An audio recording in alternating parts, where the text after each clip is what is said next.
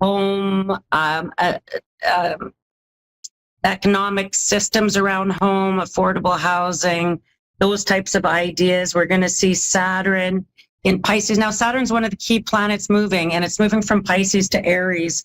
We also have Jupiter moving from Gemini into Cancer. And again, Jupiter's the expansion of the housing market, expansion of home, real estate, land discussions, that could be politically, real estate wise, economically. So there's going to be a lot of activity. We're going to notice even in the next 6 months, we have big shifts sort of coming there.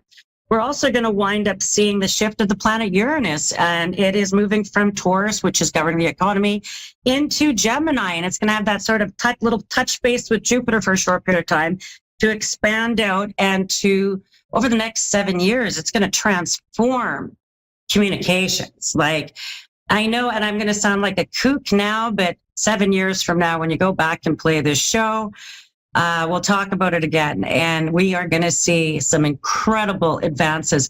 And it's not lost on me that the advancement, for instance, of that new microchip that does quantum computing, not lost on me, because that is just the beginning of some major technological shifts.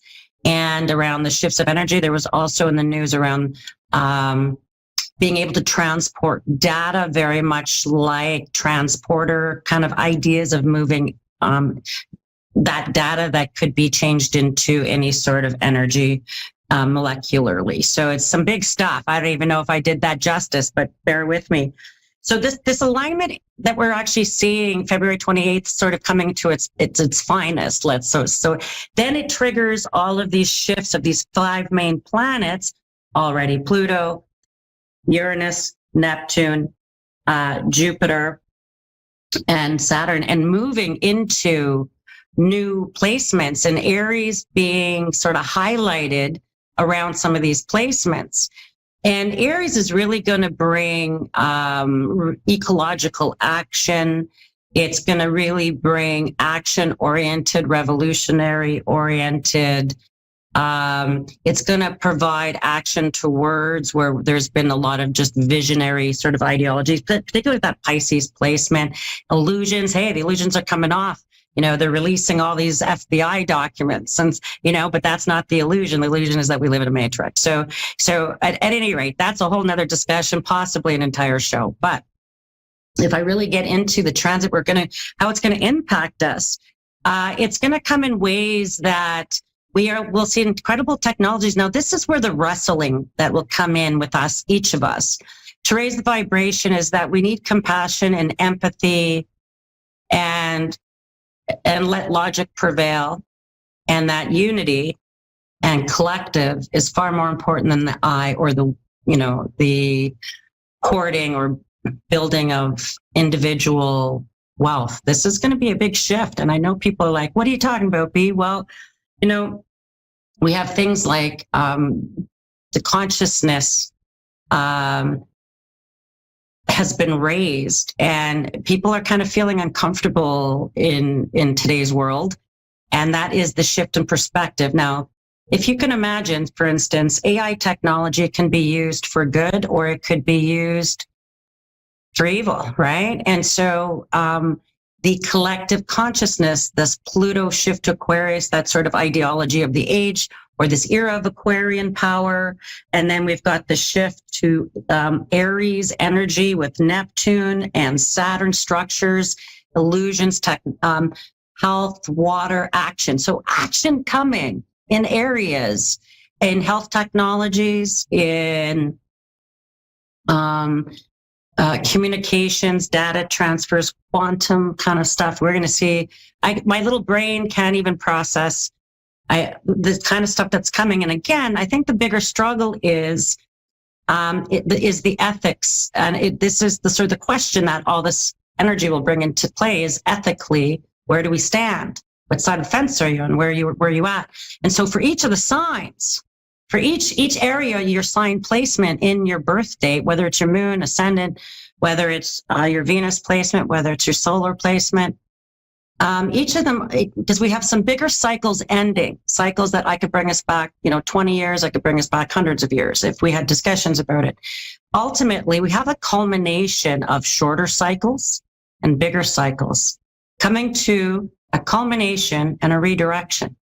And so if I think about Aries, I think my advice, and I'm just going to get into my advice for Aries, again, sun, moon, and rising. I'm going to go through each of the 12 signs. Embrace innovative ideas, social circles, pursue creative projects that align with your passions. This is going to be a time for you over this 2025, this and beyond, but very intensely the shift for everyone. We're feeling it. We're in it. We're walking into it. And you will look back at 2025 as a major pivotal shift in ideas, beliefs, direction, how you view the world, where it's going for you. And this is really encouraging Aries to embrace your ideas. You don't give your ideas away. You're always giving your ideas away for free. Stop doing that. And know that you have value to your ideas and that they have value to them and they're innovative and that, build your social circles, new friends, new people, new faces, build above your pay grade, so to speak, build your circle above your pay grade, because you could have some creative projects that really not only align with your passions, but will bring you into a new era in terms of your own independence. Taurus, sun, moon, rising. Focus on personal growth, financial stability, your interests, your skills, things that really bring interest to you. But remain open to unconventional career opportunities. Don't see shifts in your economy, your career as a downturn. See it as a pivot, as a change in direction, as a new way of looking at things. And that in terms of your financial growth, you're not going to put all your eggs in one basket. You're going to really think about where and how you approach things in the next few months, even around your own economy.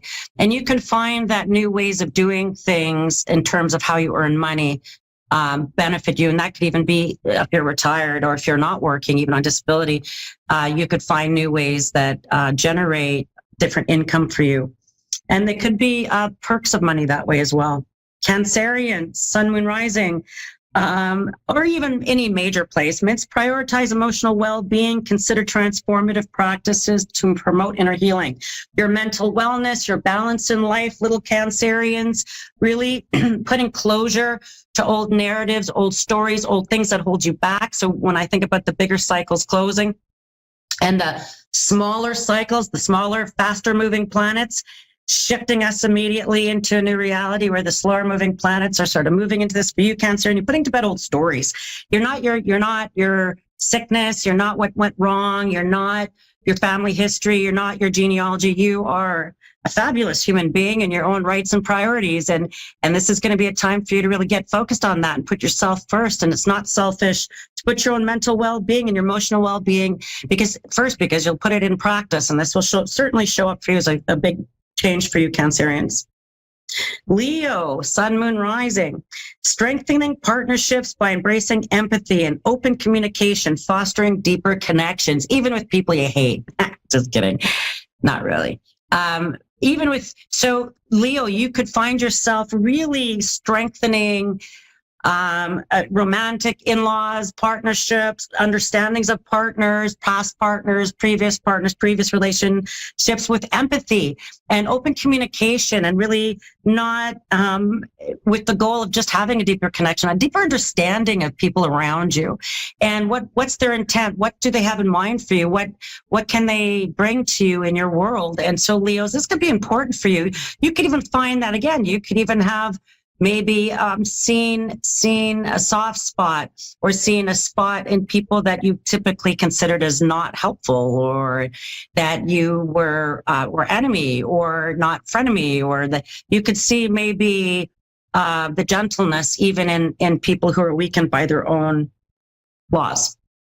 And so really deepening relationships around you is going to be a big priority to you. And I feel like your empathy and your ability to be empathic. We all need you right now, Leo. We all need you.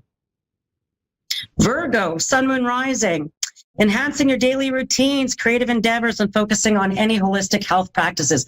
taking your health seriously, breaking any habits, addictions, bad patterns, bad dating patterns, anything like that that has really just been toxic relationships, toxic behaviors, toxic ways of living that you're kind of like, that's it. I am taking charge and I have a new shift, a new perspective on this, a new way of being, a new way of looking at my health and well-being and taking care of myself, and that could even be in terms of taking care of your own needs in terms of your health, your financial health, your physical health, where your priorities laid, or it could even be just getting extra rest. Rest is a hard thing for Virgos. They don't know what that means just yet.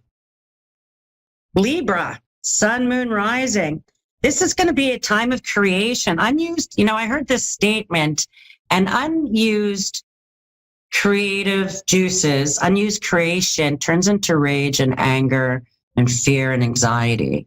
And any untapped, unused potential creative or imaginative ideas. And this is a time for you, Libras, to finally, you had the South Node of Karma and it just shifted out of your solar placement. And so indulge in artistic pursuits and romantic experiences that bring joy and personal fulfillment. It's about your pleasure there, Libras. It's about what brings you pleasure, who brings you pleasure, what in the world brings you pleasure, where that pleasure is coming from, how you're embarking on creative pursuits. You could find that you're really enjoying finding joy, trying to find joy, and the pathway to joy is play.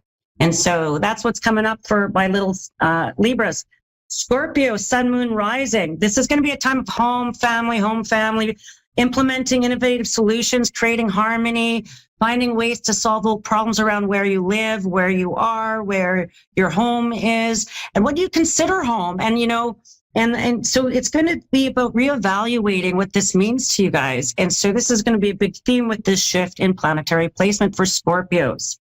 Sagittarians, engaging in intellectual discussions, hobbies, trips that expand your perspective and knowledge of the world, cultural practices, new places to go, new places to visit. You could really be getting to know different communities, neighborhoods, languages, and cultures.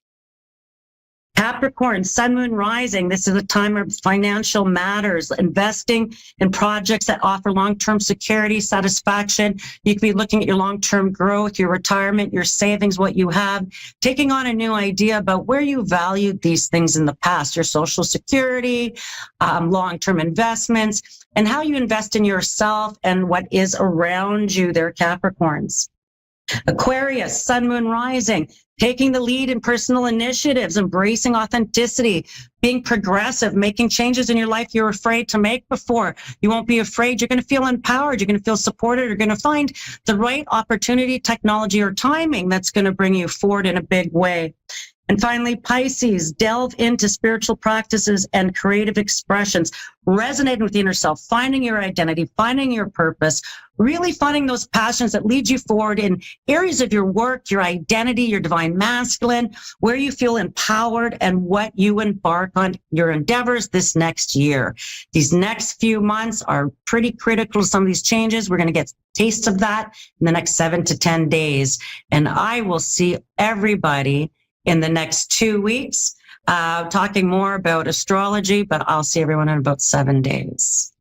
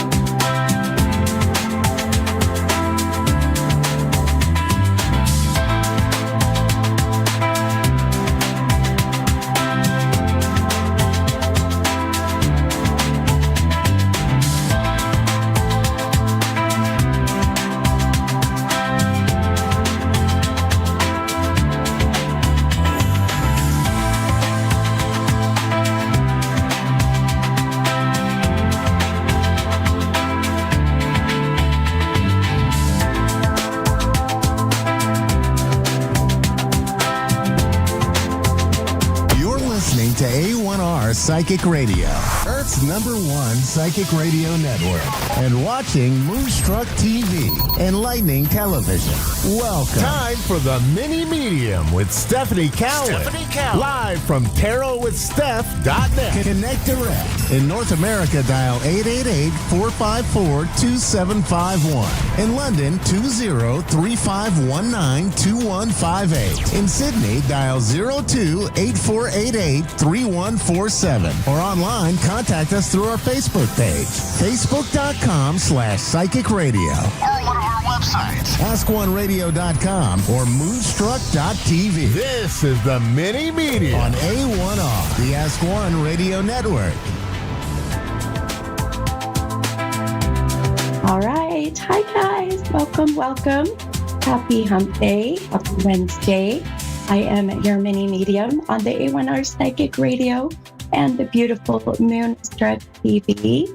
I am sounding a little hoarse, so bear with me. I've been kind of fighting a little bit of a cold. So if I sound a little bit different, well, that would be why. So I think that that's something that I think a lot of people are dealing with right now. Just all of this kind of, crud that's out there, especially, here in Utah, the weather's been kind of weird. It's super warm one minute and then we get really cold and, then we got a whole lot of snow and then, nothing. And so I don't know if our immune systems definitely go through some kind of crazy test, but anyhow, so it is just me with a little bit of a frogginess today.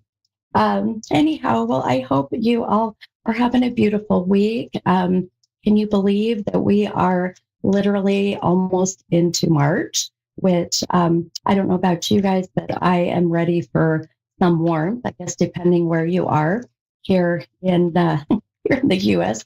For the most part, we're going through our winter time. I always say that I need to move to a warmer state, like maybe Florida or, maybe just like even to some island that stays 80 degrees all the time. But I don't know. Wishes.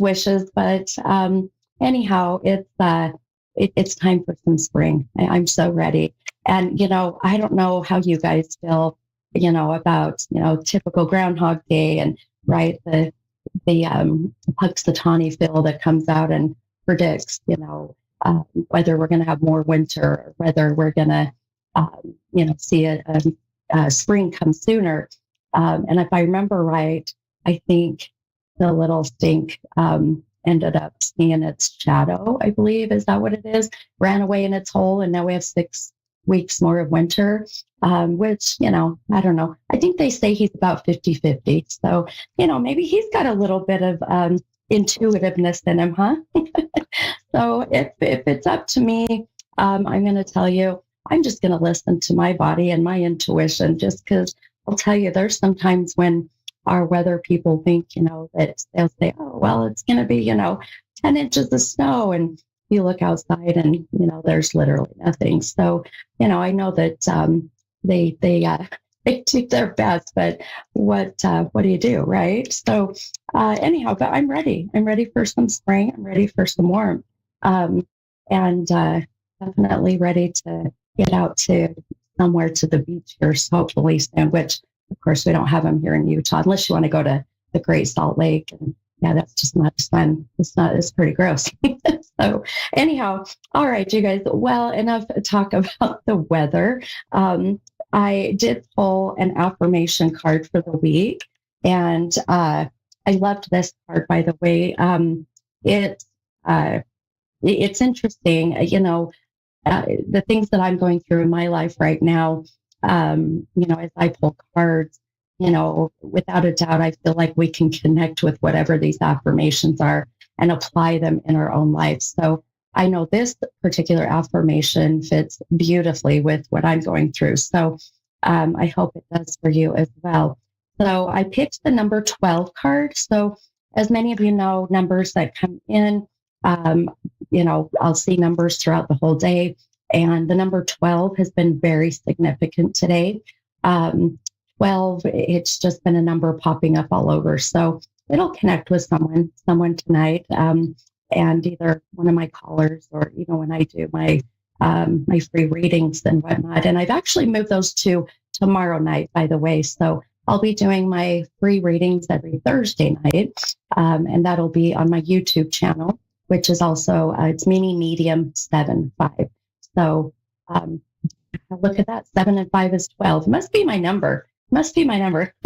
So hopefully someone who calls in today will connect with that 12 and we'll see how that kind of flows. But 12 is also a very important number to me as well.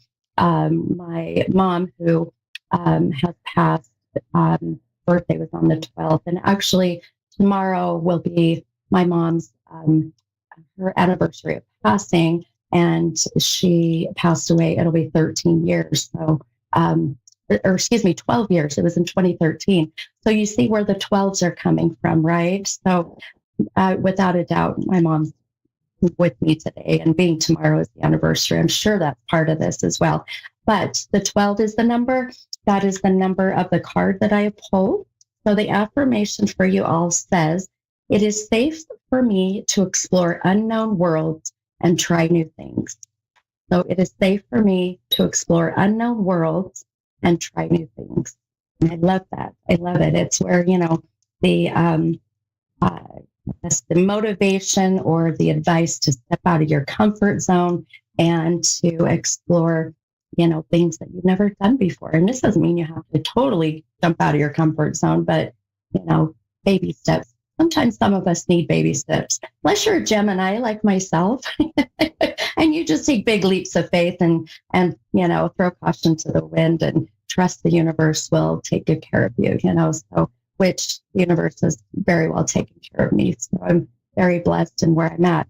So anyhow, hopefully that affirmation fits with you all and just kind of gives you a little bit of that, kind of push to try some new things in your life, which, I always say there's you got one life, one chance. And if you look, you guys can even see how hey, this is really interesting. This is no coincidence. My tattoo is showing today in the shirt I'm wearing. And that's literally what my tattoo said. It's got these cute dolphins and it says one life, one chance. So look how, I'm telling you, no coincidences. So I have a feeling readings are going to be absolutely incredible with all this beautiful energy. So let's go ahead. I'm going to take my first caller. And I'm super excited. I have Lorraine from Canada. Hi, Lorraine. This is Mini Medium. How are you? I'm wonderful. Thank you. Good. How can I help you tonight, my friend? First of all, the number 12 is my mom's birthday as well. So wow. I was listening to you there. Oh my God. And I am concerned about her. She's not well. She's still living, but she's not well. Okay. Her birthday's January 12th. That is my mom's birthday. Okay, this is really, I've got goosebumps everywhere, Lorraine. Oh my gosh. Yeah, my mom's birthday is, I should say, but we still celebrate, obviously, heavenly birthdays, but January 12th of 49.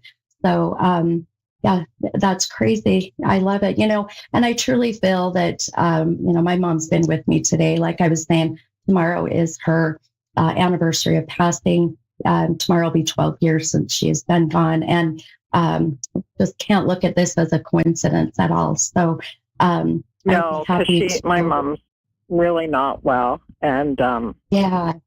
And she wants to transition. So, well, she says she does. So that's interesting that's coming up. Yeah. Well, these are our guides working together. This is, your loved ones in spirit, being very present with me today. I think they're trying to prepare me. Yes, absolutely. I think I'm being prepared. I believe so. But my question is about money, like finances, maybe a job. Like, is money coming? Is the job coming, or should I continue just plugging away with what I'm doing? Gotcha. Okay, you got it. All right, I'm gonna pull a couple cards here for you. I use cards, tarot cards for that matter, as just kind of a nice guide or a tool Sometimes it gives us, a template of what's, to come in the reading. But I also like to use them as a visual validation for you to really see what my gifts are giving to me.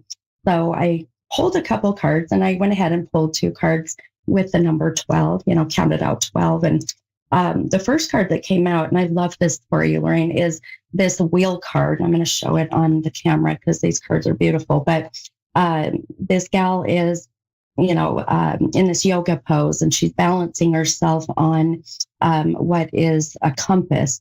And this connects to your internal compass. Then she's balancing the light and the dark in her life, if you will. And this wheel card came out right side up. So really, this is where if we go by definition of this tarot and what it's telling us is that, right now things are, if anything, they're what's the word I'm looking for? It just maybe comfortable, or it just feels like, that I don't feel where you're at right now is challenging you in any way, shape, or form. Does that make sense? I'm pretty stressed. I'm pretty, financially stressed. Sure. And are you working right now? I am. I'm self-employed, so it's, it's up and down. It's slower than I would like it to be, but I feel like that's my own doing as well. Sure. Yeah, absolutely. Well, and I, from one entrepreneur to another, from one business owner to another, I completely understand, the stress and, the feeling of, gosh, do I just keep moving forward with this? Is it time to just, be done with this journey and try something new? And, is it worth going through all the stress, and the imbalance in your life that comes, I think, with any business owner. So I can relate, but I also, when I look at this card and just the feeling I'm getting for you and really meshing a bit of why, we're connecting our mom's birthdays being the same. I mean, there's no coincidences at all. And this is our guides. I agree. Yeah, it's beautiful. It's our guides working together, to inspire both of us for that matter. I've been in a little bit of the same slump, ironically. So, I quit a job about 2.5 years ago as a project manager for a large health organization, and decided to quit my job to pursue my purpose, with opening my gifts and sharing and doing readings and whatnot. And it's been amazing. But it has its challenges, like I feel you have. It's not easy relying on other people, and they're coming to the business, right, to pay your bills, so it's hard. Right. But I'm going to tell you, Lorraine, this is what I think is so beautiful. And I can't look at this any other way. Without a doubt, my friend, that you and I were meant to meet each other today. Our moms are working together on the other side. Now, I know your mom is still here in the physical, right, but I do feel that your mom is in and out of, as they can say, dimensions. So she has her moments of crossing over and coming back, but even spiritually working together, that you and I both, my friend, need to keep moving forward with something that we've been so passionate about. And I truly feel, even as I'm looking at your cards, even intuitively, it's challenging, but yet the reward is going to outweigh, the challenges. So I do feel about April time. I keep going about second quarter. So April, May, June. Really, I feel you've got a big, the burst of energy, I guess, if you will. It's a sense of finding your compass again, finding your true north. And that's, the balance of the light and the dark. So I don't want you to give up, my friend. I feel like that whatever this business is that you're doing, it fulfills others, but it really does get back to you as well. I think just right now, I'm going to say because I feel you and I are in that same funk. I just feel like we just need to push through this, and I feel you do as well. So the other card that came with it is the sword card. Now, a sword is like having kind of an imaginary sword, if you will, and you're using this sword to fight, and to defend and to protect. So you fight and you defend and you protect your purpose, this journey that you are on. And I feel like, yes, our moms in a way are working together to bring us together. And really, I feel for you. Don't give up on this business. Okay. It's just a temporary, a funk right now. So, but watch for about that second quarter to see this change. Now, this is going to require some discipline of just sitting down and getting a game plan together. Obviously, the university. I agree. I'm laughing at that right now. Yep. You and me both, my friend.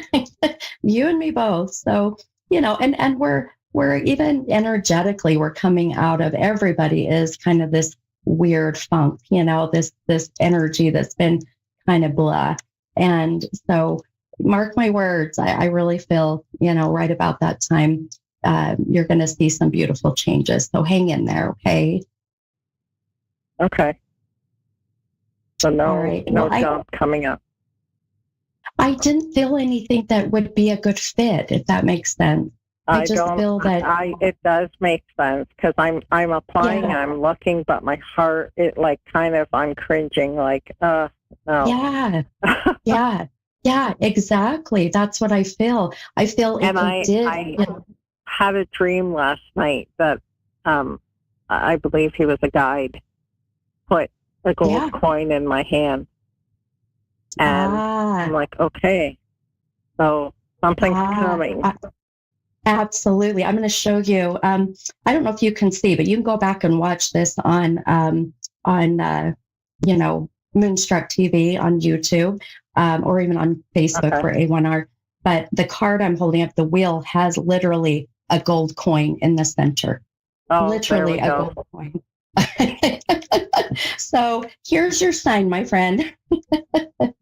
So I agree. I think and it's not even a matter of you getting a job. Absolutely. I feel like you'll have an offer, but it just will be settling. And, life's too short. It's just too short. So, so just, keep pushing through. And, our moms, my mom, unfortunately, being on the other side, and your mom not doing well right now, these are the lessons we need to pay attention to. And I think that's why I need to take this pause, because I'm consumed every day with her. Yes. So I could not have a traditional job right now. Exactly. Yeah. You're seeing all the beautiful signs and why everything's happening the way it's supposed to. So just hang in there. And I really do feel you're going to see that change in that second quarter. As long as I can see some money coming in, I can hang in. Yes, agreed. Well, and that's going to, like I said, that's going to require you to sit down and get this game plan together, right? And I know you will. I can tell you're a very determined person. When you put your mind to something, you go right after it. Are you a fire sign? You have a lot of fire behind you. I'm a Cancer sun, but Leo rising and moon. That makes sense. So that Leo rising, that is, absolutely. Yeah. And so things are going to change with Mars coming out of retrograde, out of Cancer. So. Yes, exactly. Yep, 100%. And we're getting into that Pisces season, and Pisces is where we really connect to our spiritual side. So that's why I say we're all in this kind of little bit of a funk, but it's going to get better. Right. Hey. All right, my friend. Well, thank you for calling. I hope this helped you, and have just such a beautiful day. And I'm just so happy that I got to talk to you and have that validation of, my mom being with me, but also, your mom and that relationship for you being there. So thank you so much. Okay. Thank you. Hey, you're welcome. Have a great night, my friend. Thank you. You too. Hey. All right. Bye-bye. All right, you guys. Wow. My gosh, I'm telling you, things do not happen just, coincidental. That what are the chances of having someone in Canada with the same birthday as my mom's And literally that number 12. And I mean, I'm telling you, mind blown. All right. I have time for another caller, but I missed the name. So, Charles. Hi, Charles. This is Mini Medium. How can I help you tonight? I really don't know. You don't know? Okay. I really don't know. Is there a certain question or a type of reading that you were wanting or wanting to try to connect to someone who has passed?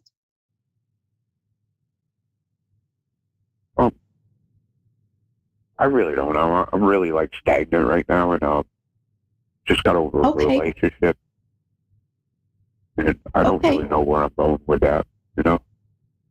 Sure. Okay, sure.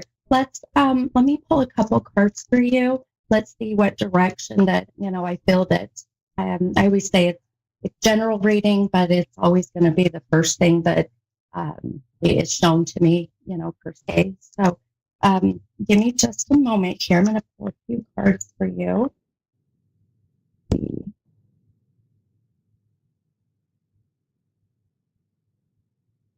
Well, it's very interesting because I've been drawn to the number 12 today. And does the 12 connect with you in any way by chance? Whether the month of December? Kind of. The only way I think of the 12th, that was the girl I just broke up with. That was her birthday. Wow. 12. Okay. It was on the 12th. Okay. All right, my friend. Well, I don't know if you happened to hear the previous call, but the number 12 is my mom's birthday. My mom has passed. Tomorrow is her anniversary of passing. She'll be on 12 years. And all of these numbers that are coming in, the gal before you, her mom's birthday is the 12th. And now I've got you here with me with the girl that you were just with being the birthday, the 12th. So all these signs are what our loved ones in spirit or our guides bring to us to give us, hope and, give us, motivation, inspiration, whatever it may be. And so I feel really without a doubt, as that's her birthday, the gal that you are no longer with, I pulled the 12th card. And the crazy thing is the Lover's card came up, which, I mean, I do not believe in coincidences. There might be some irony there. The other card that came with it is this 10 of Wands. Now, the way these cards mesh together in the sense of what I'm saying, just with you and moving forward with your life, you definitely wear your heart on your sleeve, Charles. There's no doubt about that. So you do. And are you are you a water sign or an air sign? No, I'm an Aries. I'm a fire. You're a fire. Okay, you're the Aries. Okay. I had a lot of fire sign coming through. So and fire signs are very drawn to or need an air sign. Sometimes water signs are good. So now we're going into the season of the Pisces, and this is really where you see a lot of emotions coming out. People really starting to maybe feel overly emotional. And this is where I just want you to be mindful of putting your energy towards what you are passionate about, as far as, if you like to hike, if you like to, you ride a motorcycle, if you like to exercise. This is where all that energy needs to be funneled, because Aries, my husband's an Aries, and those Aries fire signs, boy, they love and they love hard. But they also really can, have all these emotions explode. So I just want you to be mindful of that.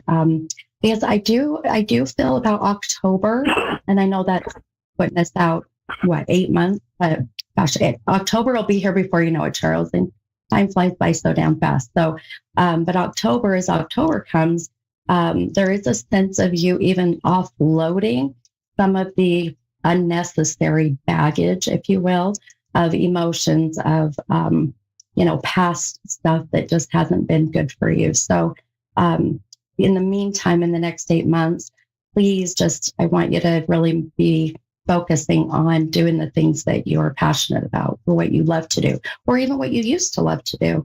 So why do I see you outdoors a lot? Are you an outdoorsy person? I'm a tree guy. You're a what? I'm a tree guy. You are? Well, that's why I see you outside all the time. That makes a whole lot of sense. So that's really cool. What state are you in? I saw it and I missed it. I'm in New York. In New York. Okay. I just visited New York last year in November. It was so fun. It was beautiful. So, I'm going to tell you, your way of grounding, your sanctuary is to be outdoors. So I know that, you're outdoors for work, but then also take some time to just be able to do some grounding, let go of some of these pent up emotions. But I'll tell you, like I said, right about October, right about the fall time, I do see you starting to connect in a new relationship. This past one, unfortunately, that ended, I just feel it was even a sense I feel she's struggling with finding herself right now. So she's trying to figure out who she is. So just, give it some time. But I've got about 2 minutes. I've got a whole lot coming in for you. I do want to tell you, if I may, I'm just going to tell you, I have a very strong father energy. So has Dad passed? He passed last year. Okay, your dad is with me. I can feel his soul. And I feel your dad is so adamant that you know how proud he is of you. And so I feel that right now there's been so much that has come your way, but it's that feeling of, him saying your last name, right? So if, my last name's Cowan. So it'd be like, well, the Cowan men don't do this, right? Cowan men are strong. And that's what I hear your dad keep saying and wanting you to. Yep. Oh, I know, because he's telling me. Your dad is very strong. He's a strong soul. Anyhow, well, I've got about 45 seconds, but I hope this helped you just to give you some motivation and inspiration for October, and you'll be fine, my friend. You have an amazing energy. You have a great heart. Just, everything happens for a reason. I know it's a cliche saying, but I truly believe it. So hang in there, okay? Okay, thank you. All right. You're welcome. Have a wonderful night, Charles. Thanks for calling. You as well. Bye-bye.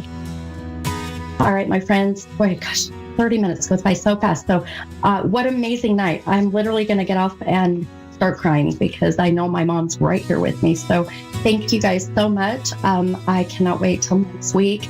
Energy is incredible. So go to my website, mini-medium.com to see all of my social media stuff. And I'll see you next week. Bye, guys.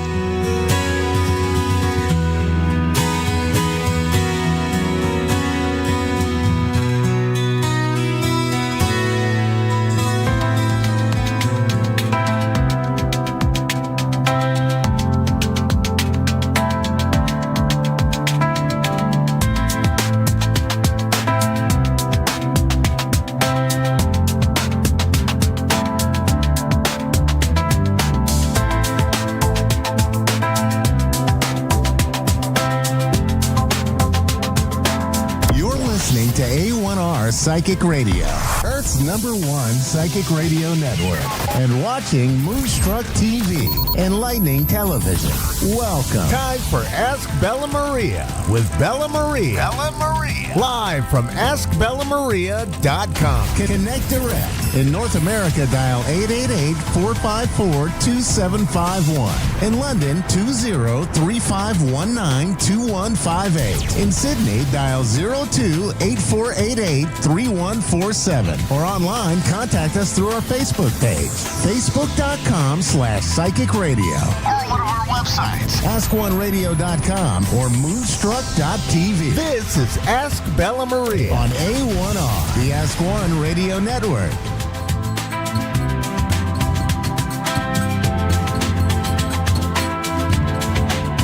I'm going to be extra today.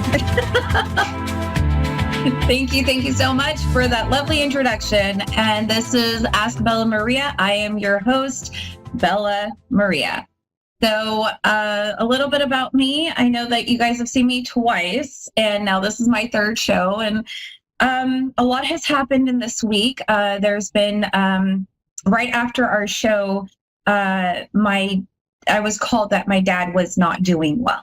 And he is passing on. And I feel like I have to share this because I know that a lot of people are possibly either going through the same thing or also dealing with the loss of someone.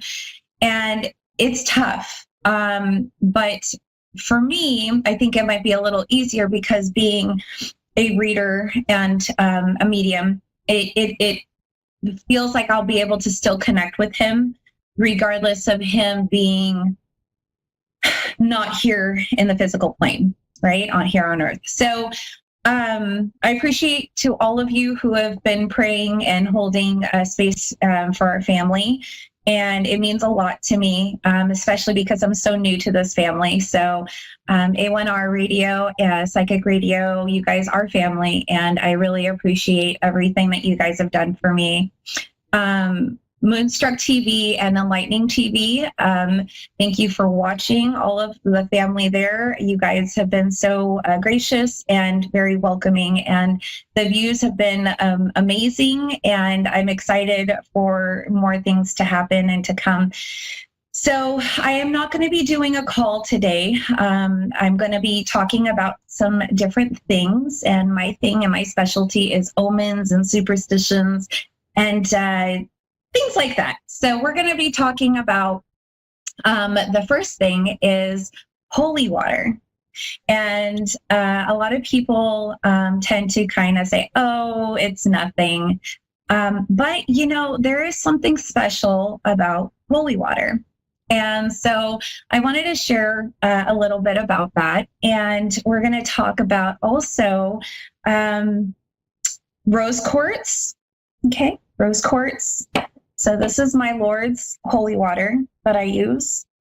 And I usually do that to bless my board. So this, if you haven't, anybody who has been watching, this is my board and this is my pendulum here. And so for me, I use this to bless myself.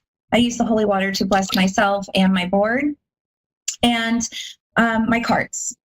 I have my angel cards. Okay, we'll go into angel numbers soon because I know people have been asking about angel numbers, but today is going to be about holy water. And I feel like it's so important because, it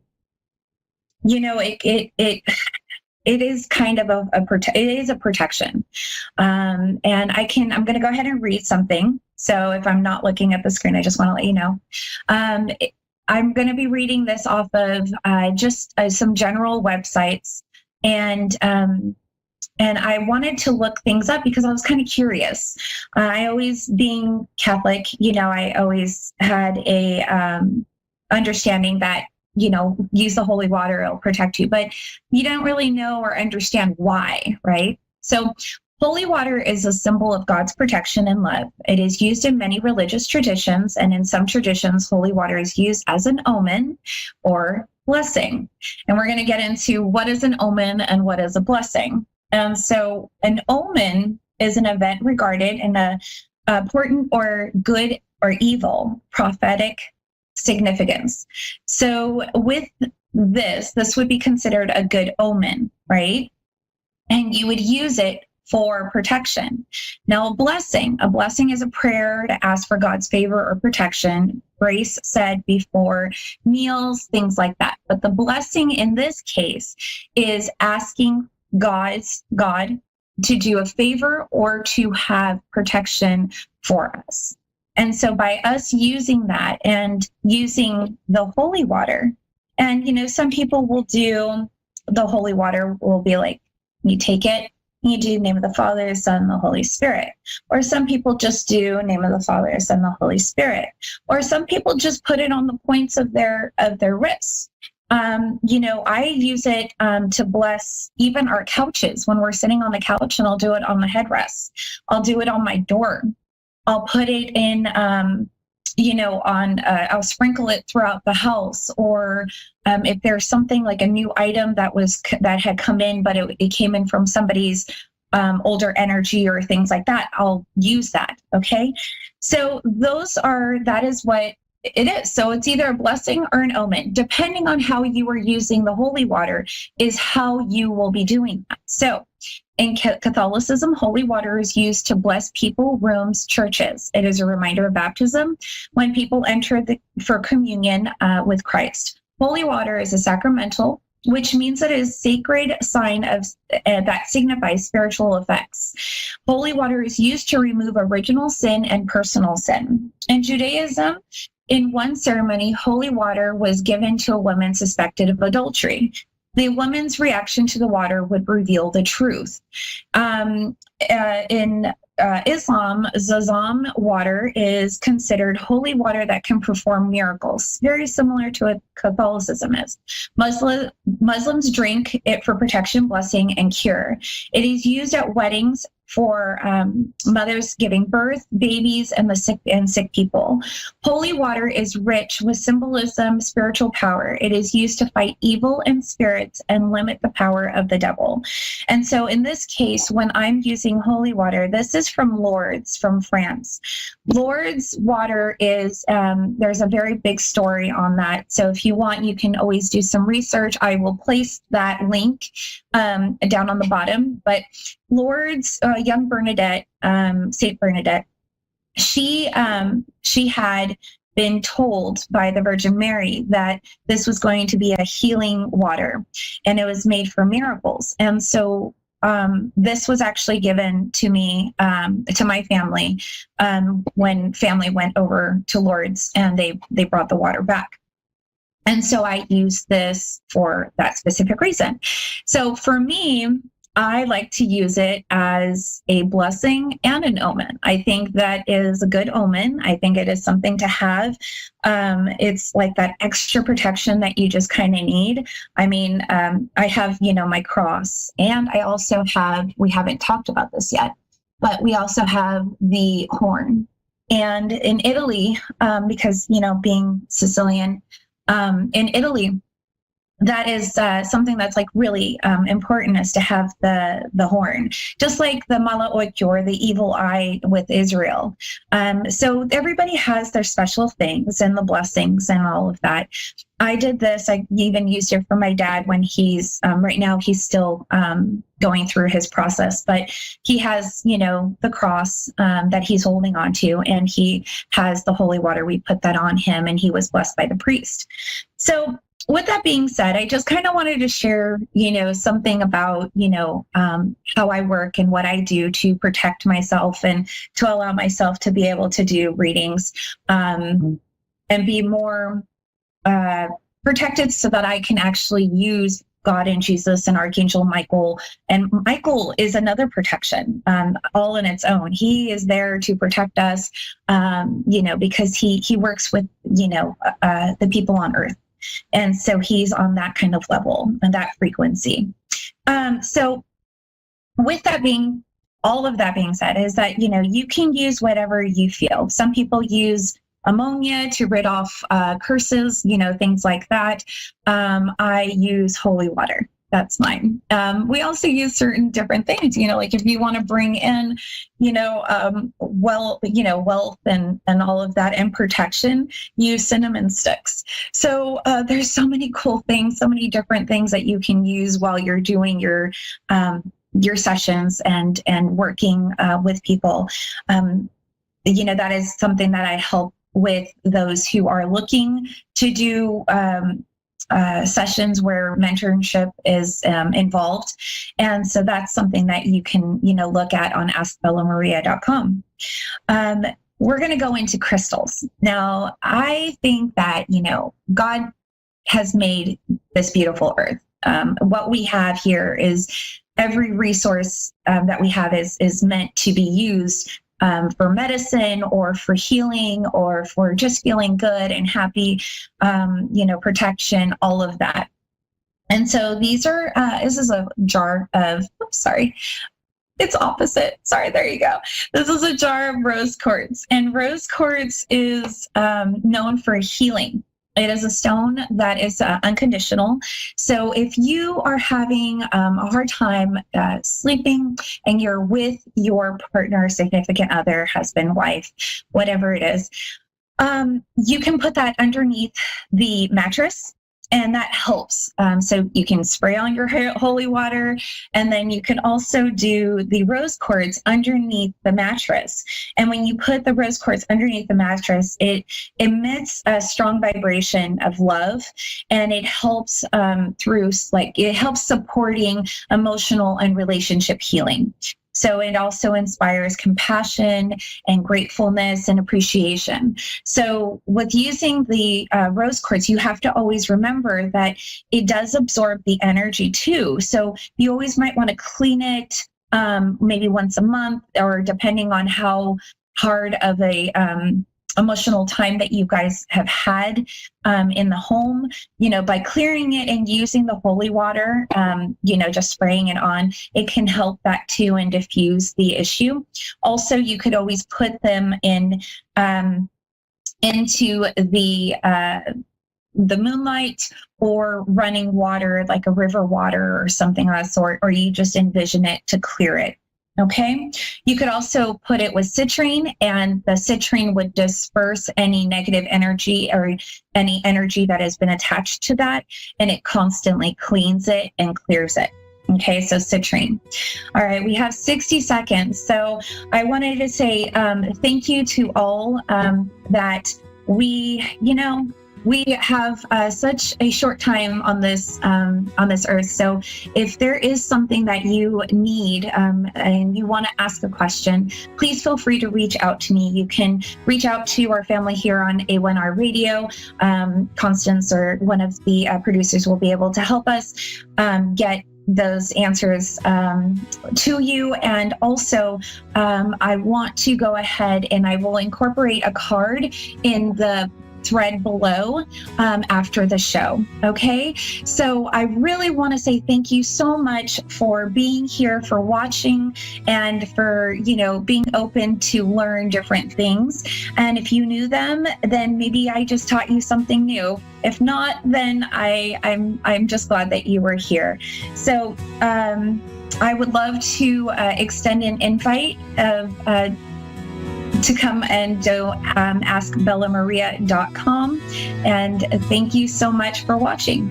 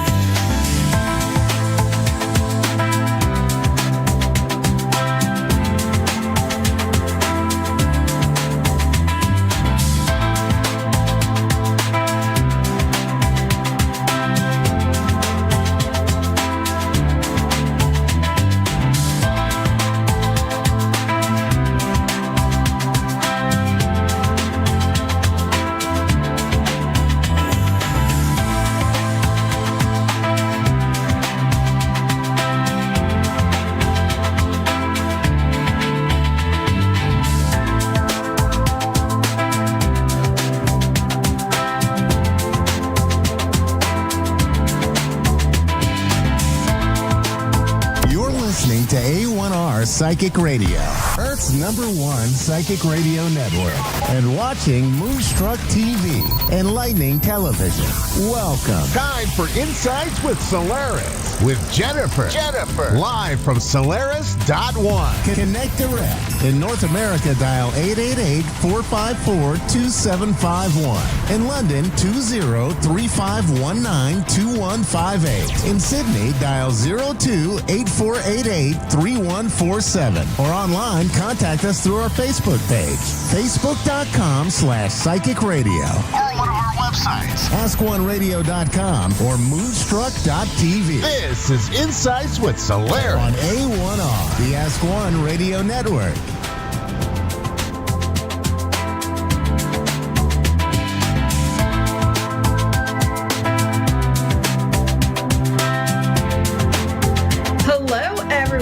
Welcome to another week of Insights with Solaris, where I am your host, Jennifer, a tarot reader for over 10 years and a certified Reiki master, sound therapist, and a whole bunch of other things. But at the end of the day, I simply say I am a channel of spirit, bringing messages and guidance for those who come find me. I always like to start out with a weekly energy check-in, and these are always energies that are playing around just a collective, but it is going to affect each person a little bit different. But because you know the situations around you, it can help you navigate a bit more. So it looks like the following 7 days is that you're going to be really working with another person. Now, this could be in many different ways, as I was explaining before. It could be in work, it could be in romance, or somebody you're about to meet. You could start a business partnership. But whatever is coming forward, then over the next 7 days, you're going to be really seeing yourself coming in and working with others.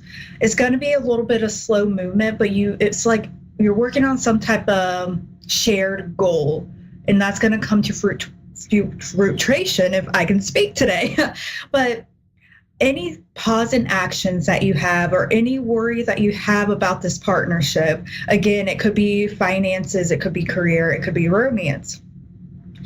It's all unnecessary worry, because the contracts that you have in place are going to be okay. They're going to be fantastic, and you're going to get the outcome that you want. So we have this beautiful star energy just helping us throughout the week.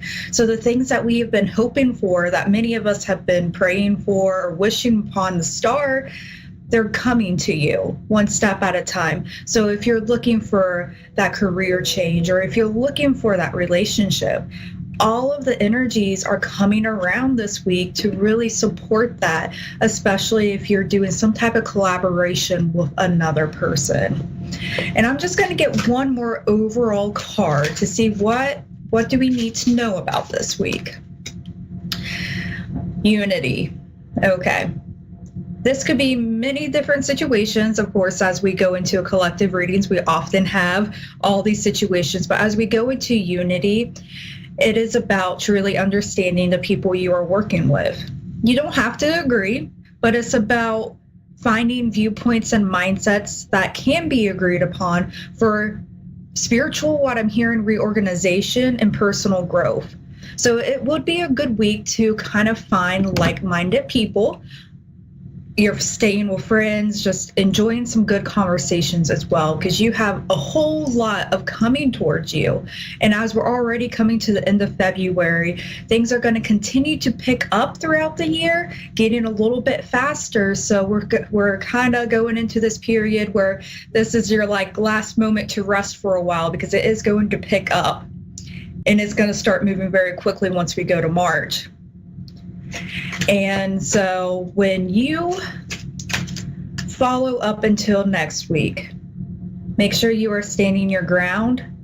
You know that you have what it takes to make wise decisions in all your partnerships and all your work dealings, and just continue to follow that star.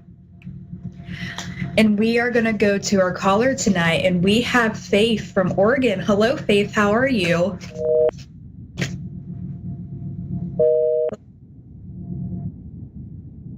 So it does look like we lost Faith, so that tends to happen. You never know exactly what goes on into the universe. And again, I'm pulling out the exact same cards for the overall energy as that star card.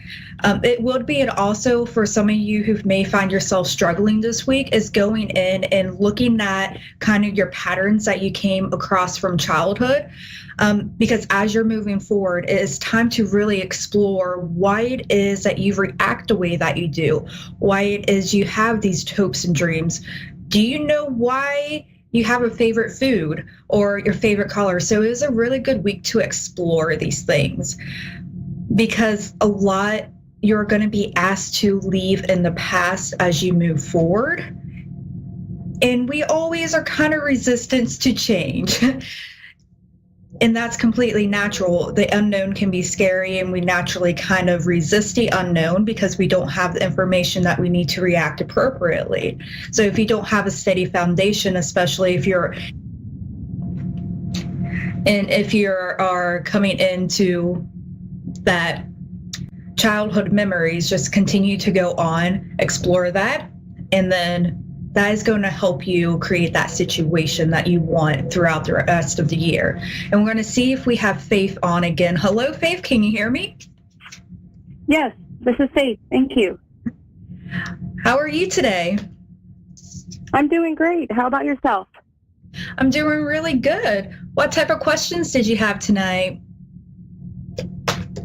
I guess the biggest question I would have is the best information I could receive at this time. I guess I don't have anything too general besides what direction I should focus on the most in my life right now. Okay, so I am seeing a lot of cluttered thoughts. Okay. In the middle of it, I'm seeing a burden and especially emotional regards. I feel like it includes a partner, but it seems more it could be related to a child. Or do you have a child? I do have a child, but I did also have a partner who I felt was very childish that recently completely cut off ties from last night. Yeah, so I can really feel that heartache right now. And the events leading up to it, I hate to say it, but it was necessary, because it's some things you got to go through the hardships in order to really understand what is capable, what is possible in the future. So as of right now, with all emotions coming through, don't make any quick decisions. There's going to be confusion for a little while. So until you feel that confusion and all those emotions clearing up, allow yourself just to sit back and watch, observe.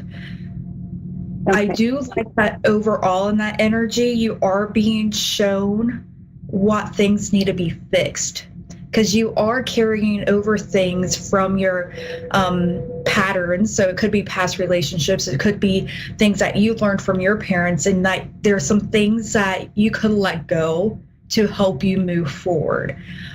It can be a situation and a period where you may want to go back and look at the relationship with your children and see if there's anything that they need extra support with. Because what I'm seeing here is that a child needs a little bit more support, but they're not able to speak up directly right now. So please keep an eye out for that and see if you can help create that space for that expression to happen. Okay. So even though we have this heartbreak situation at the present moment, I do see things clearing up in the future. So I see a compromise coming forward. And of course, this is all free will as of right now, right? You're kind of heartbroken, you're closed off, completely okay. But I do see a reconciliation possible, coming in out of that childish energy and stepping back into a leadership role, personality that can come in and support the household. And it's not just about them. It's not getting upset of like, oh, I didn't want to do the dishes and all this stuff, but really coming in and taking responsibility. That is what the current path is. But I do like to note that everything is free will and that some things can change in the future. So I do see it's kind of on the fence right now. But at this moment, the path is a reconciliation with your masculine partner coming in with an apology and stepping up to the plate. And it does seem like you are going to be happy with that after all these emotions flow through and kind of have more of that understanding of like, hey, we can do all of this together. Oh, would you be go right ahead. Oh, I was going to say that I feel like it's come to an end with this past partner. We've actually been exes for a while, and I'm getting ready to move to a new location. And while I do care deeply about him, and I just don't know if he's able to not revert back to this kind of like childish responses on that side of things. But do you possibly see anyone else or any new people coming in? Okay, so let's see what we have. And I'm sorry to over direct it. Whatever comes through is what's going to end up being important to me. So now this is clearing up. So we have that past connection. Okay, I do see a potential for that reconciliation, but of course we have that 50-50 where the current path is wanting to step forward and like getting some emotions out. But we do have the King of Wands here too.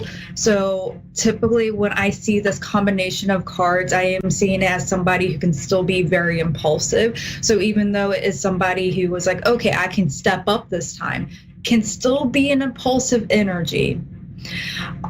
Okay. But as we're moving through these emotions, there is a decision possibly in the future. And this energy does kind of, why I'm thinking it will be another person because it is the opposite energy of here. It would be someone potentially a few years younger than you, but somebody who is compassionate and does have some emotional empathy and emotional intelligence, which will be quite a bit changed to what you used to have. But there's going to be something that you need to go in you to release some past relationships. Of course, this is one of the past relationships, but really look at it to see if you want the path of reconciliation or would you want that new person. I see a lot of growth with the next new person. But it's really you to decide on what you want because you have a lot of options. But I do see a lot of communication coming to you in regards to a new person. So this could be, especially over text, over social media, that someone's going to be trying to get your attention. Also, this your ex-partner could be reaching out to you and breaking kind of that no contact information, especially as Venus is going in retrograde within that March period.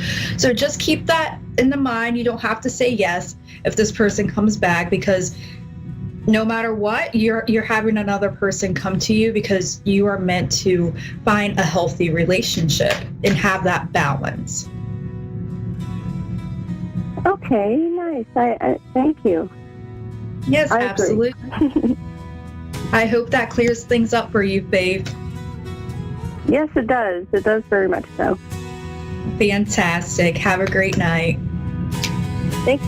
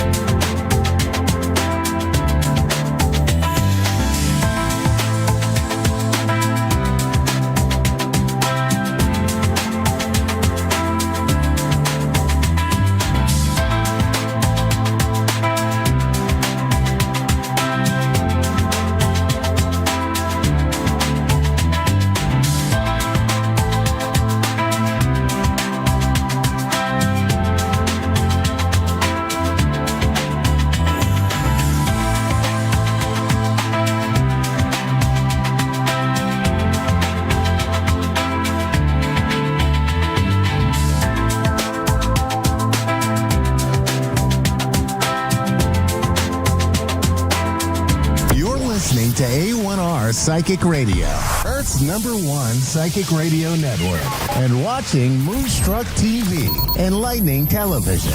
Welcome. Time for New York City Celebrity Psychic with Perry Lyons. Perry Lyons. Live from PerryLyons.com. Connect direct. In North America, dial 888-454-2751. In London, 20-3519-2158. In Sydney, dial 02-8488-3147.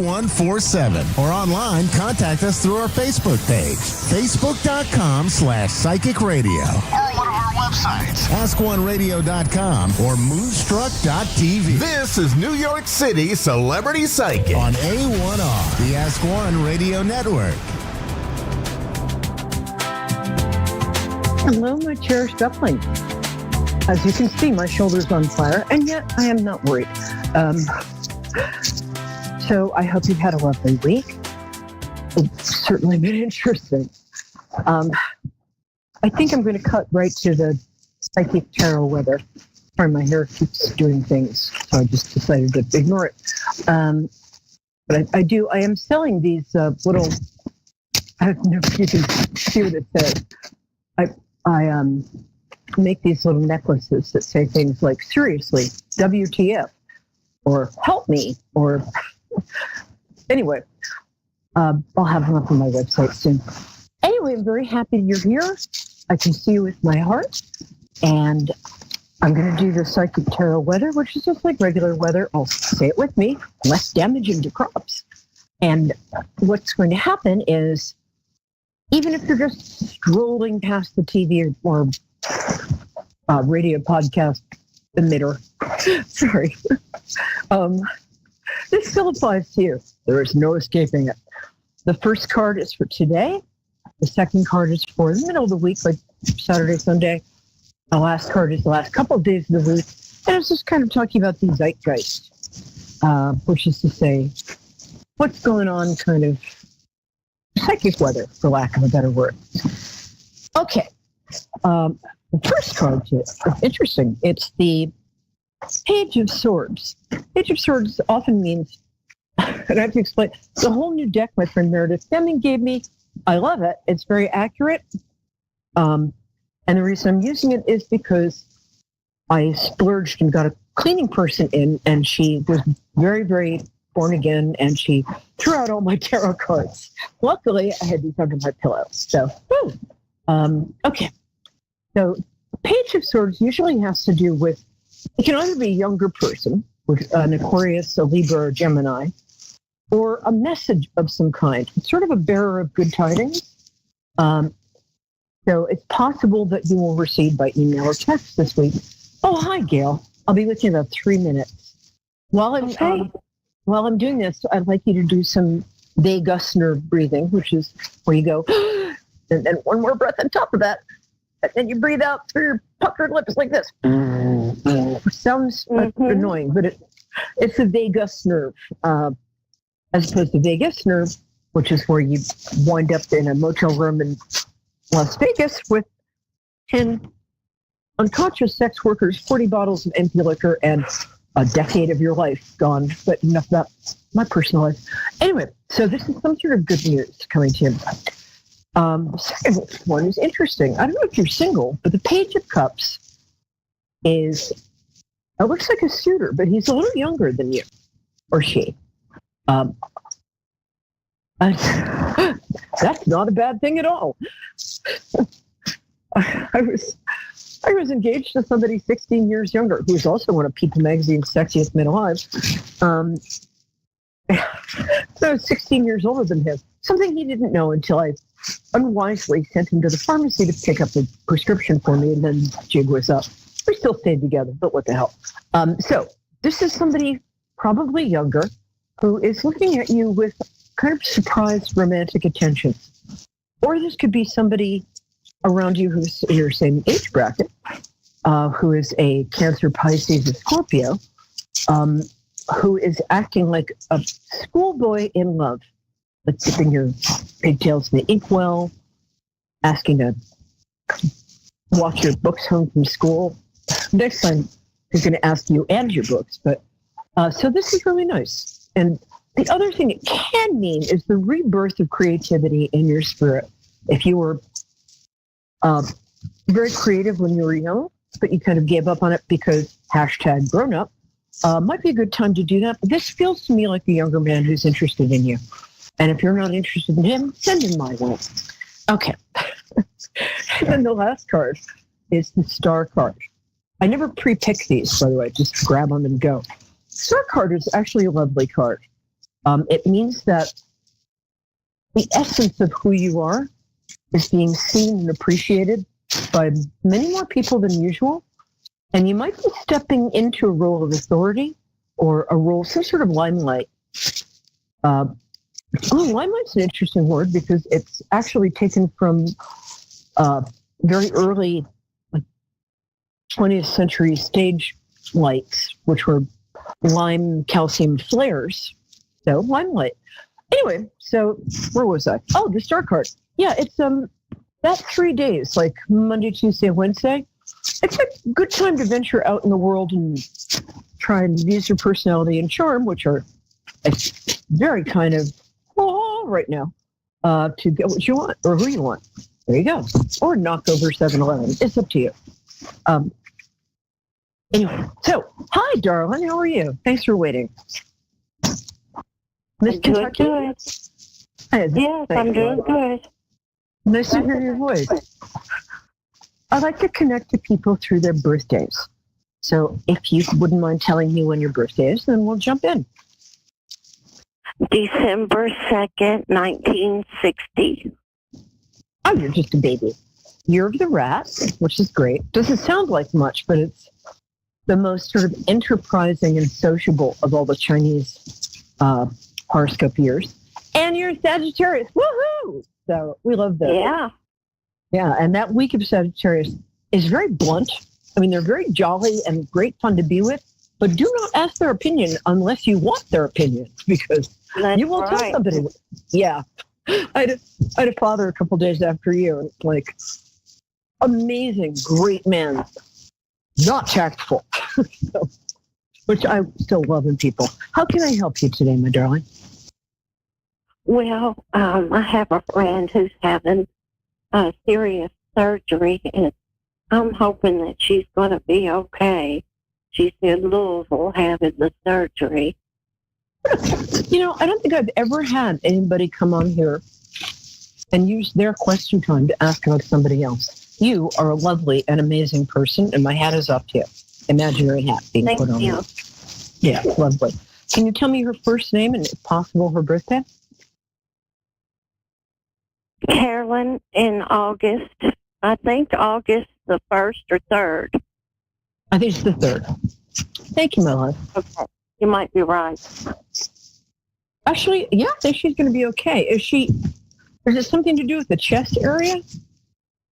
Well, she's having 2 lungs transplanted. Okay. I should have said lungs because that's what I was getting. Yeah, she is going to be okay. It's going to seem touch and go for a bit, but one thing you can do to help her along is just picture her after the operation being happy and healthy and really feel your gratitude and love for her when you do that. But I do think she's going to be okay. I really do. When is the operation?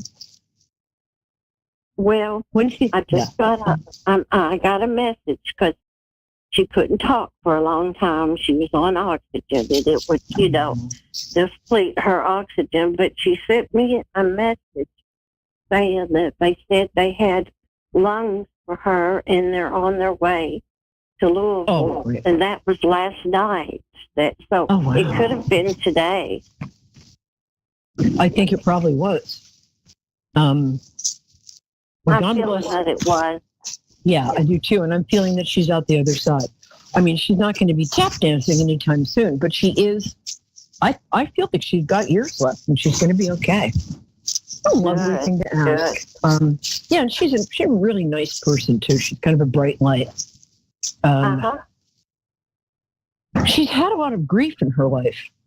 In Chinese medicine, yes, she has. The lungs symbolize grief, and we hold grief that we haven't really been able to fully process in our lungs.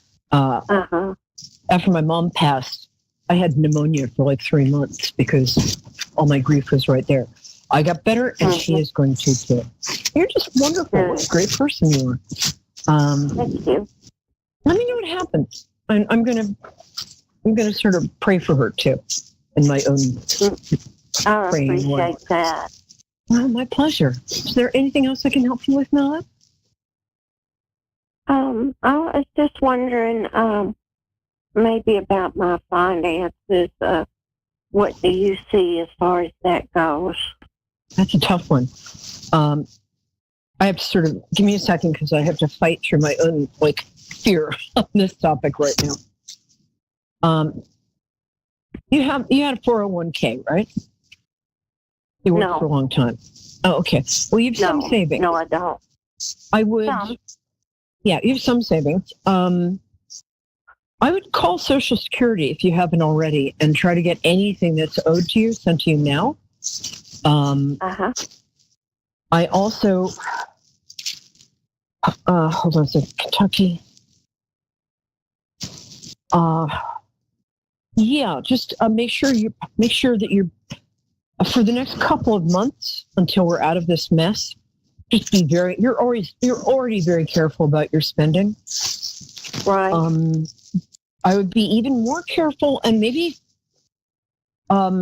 if you have some sort of skill that you can kind of let your neighbors know you're good at, house sitting, pet sitting, plant sitting, something that's not too strenuous. Or even you're a very good cook. You could even make and sell cakes. I don't know. Is that true? I feel like you're a very good cook. Yes. A little messy like me, but yes. Or maybe you're not. Maybe.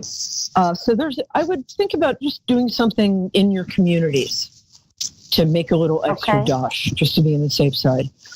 The other thing I would recommend is go to your Kentucky, KentuckyState.gov. It's like the Kentucky government page. Look for unclaimed properties in your name and in your parents' names. I think you probably have a little money hiding there. Now, it's on the government page. Don't do anything else because it's entirely free. Just check your name, siblings, parents. I think there might be a little something there for you. I think things are going to even out. My pleasure. You're just lovely. You're such a beautiful accent, too. I want a Southern accent. All right, my dear. I think that's all they're giving me for you today, but bless you. Okay. And let me know what happens, okay? I'm on Facebook, Perry Lyons. What is your first name, hon? Perry, P as in Peter, E-R-I, Perry, like periwinkle. Okay. And then Lyons, Lyons. Thank you, darling. Take care. Thank you. What a sweetie. Okay, I get the best people on the show. I just do. So, my darling, is it Rita? My producer flashed it when I was... Hi, what a great name. Hi. And where are you calling from? Canyon Lake, Texas. Canyon Lake, Texas. Oh, cool. Never been there. Yeah. Always have a good time in Texas. Ma'am. Oh, cool. I have so many friends in Texas. Really nice people there, I have to say. Really nice. Yeah. Very good food. So, my darling, I like to connect to people through their birthdays. Ouch, itch. So tell me when your birthday is. Please. May 10th, 1949. Oh my gosh, look at you. You're let me see, 1949, 1961. Oh, so you're the ox, which is a Chinese thing. It's like being a Capricorn. You're very determined. You're kind of proper, which I love. Hold on, I just plug this in. And we love Tauruses in this show. I'm just fixing my camera here. Sorry about that. And it's not working. Okay, so Tauruses are wonderful, especially mid-month Tauruses. Very loyal. Very. Yeah. Just great. So what's your question? How can I help you? Okay. Are we on the air? We are. Okay. Anyway, I'm in a difficult time in my life, and I'm just curious if you see it getting any better. Yes, I do. I think the worst, knock wood. Okay. My feeling is the worst is over. It's like this past week, you've been getting glimmers that something good might happen. Do you have kids? You have 3 kids? Do you mind me asking? Well, I don't. I'm the second wife, and he had 3 kids. Oh, that's right. Sorry. I wasn't sure about that. Yeah. Yeah. You're 3 stepkids. Thank you. Ma'am? Okay. I think you're actually really pretty protected right now. And it feels like, hold on. Sure. I would ask, it's kind of a weird thing to say, but this is what I do. Okay. I would ask your parents, who are both in heaven, to help you out. They like, on the other side, this is going to sound a little funny, but they like being given jobs. Let's face it, eternity is a long time. So they like it when their loved ones ask for help. They can't offer help because of this whole free will thing, unless it's life or death. But I feel like you had really good parents.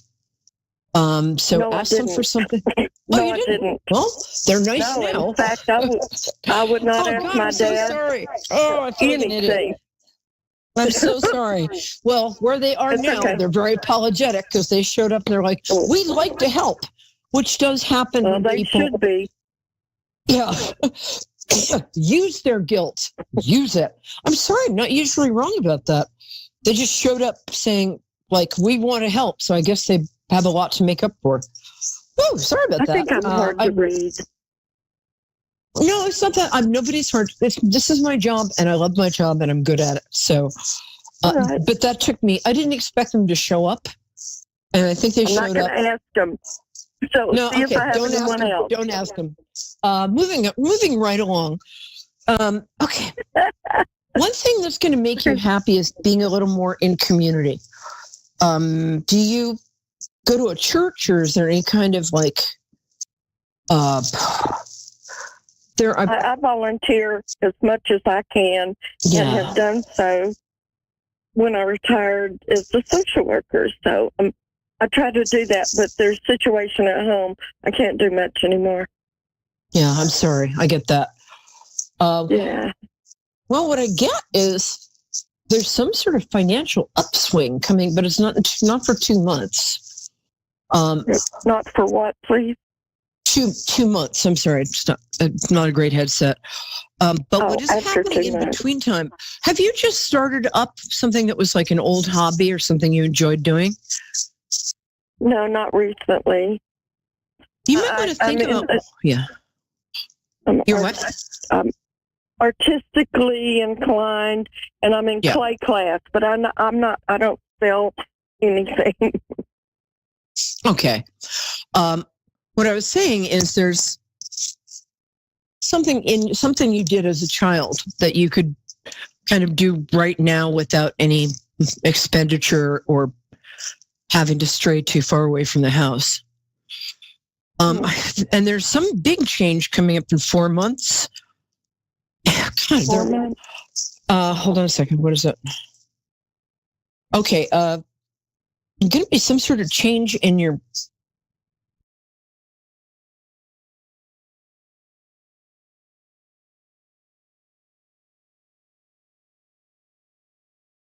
Did we hang up?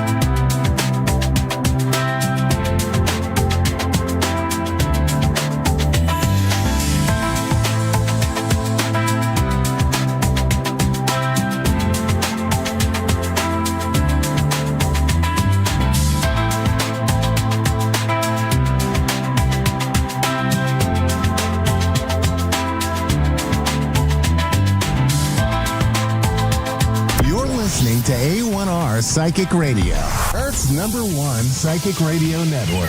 And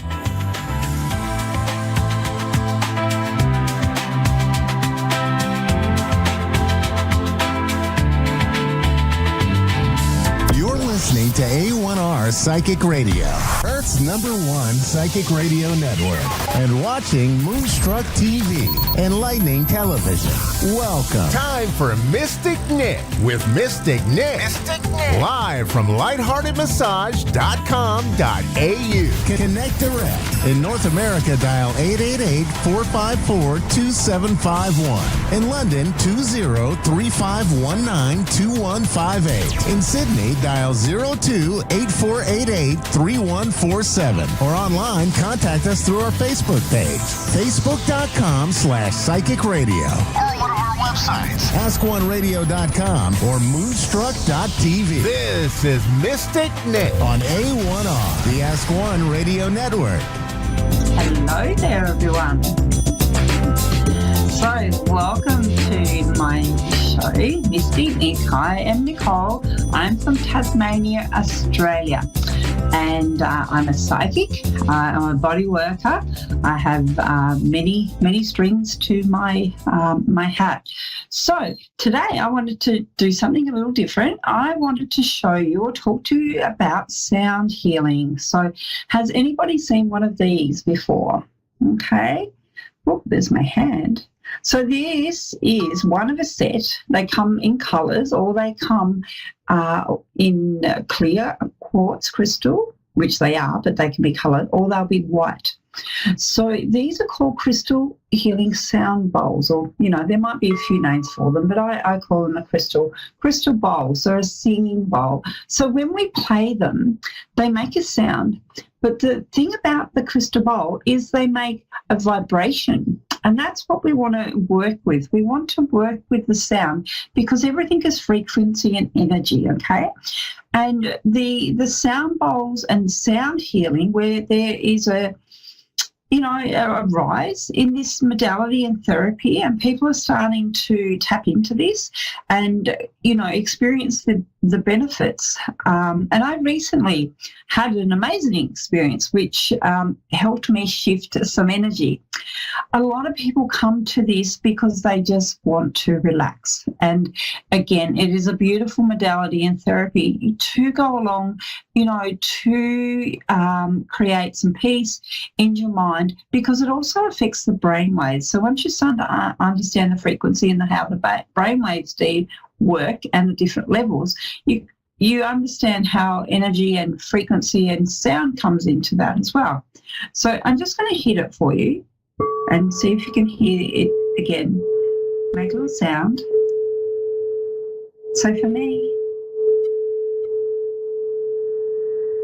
I instantly want to relax. Like I just breathe. I just feel more calmer just in that moment.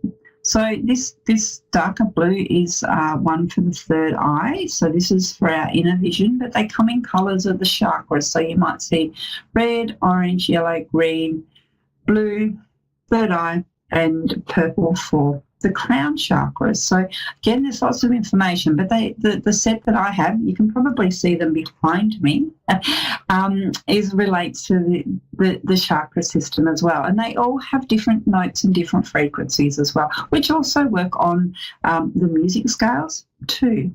So there's a little bit about sound healing. It can work. It's phenomenal. Finding ways to work and incorporate that. People personally, I brought them in originally for my own use to use them, and I find that they help clear my mind. They help me relax, but they also change the energy and frequency of our vibration as well, which is really, really powerful, and it's very simple and very easy. And for those people that go along to sound healings, it's an amazing, unique experience. So if you do have the opportunity to try something new, all you got to do is turn up, lay down. It's really easy, and relax, and just let your body naturally, by using the breath work, just let your body naturally ease and relax and into it. Sometimes it can take a little bit when the mind is very busy, to settle in and help you. But, if it's practice, again, it's trying something new, stepping up, and offering yourself that opportunity for healing. Okay. So that's a little bit about sound healing. If you want to know more or find someone who's local or around, that can help you with that. All right. So I have a caller. Who is on the line? Hello. Hello. Hi, how are you? Good, thank you. Who do I have on the line? What were you saying? I'm sorry. Pardon? Yes, my name's Amla. Hello, Amma. Okay, I'm Nicole. Nice to meet you. All right. So, what brings you calling in today? Yeah. So, can I ask any kind of question? Well, you can try. We'll see how we go. That's funny. Sure. So, I've been having really it's been really challenging on all levels, and I just am wondering. I'm going through. I'm basically the truth teller, and I'm going through it's something really important for me. I'm standing up for myself. It's advocacy, and it's been a long journey of this.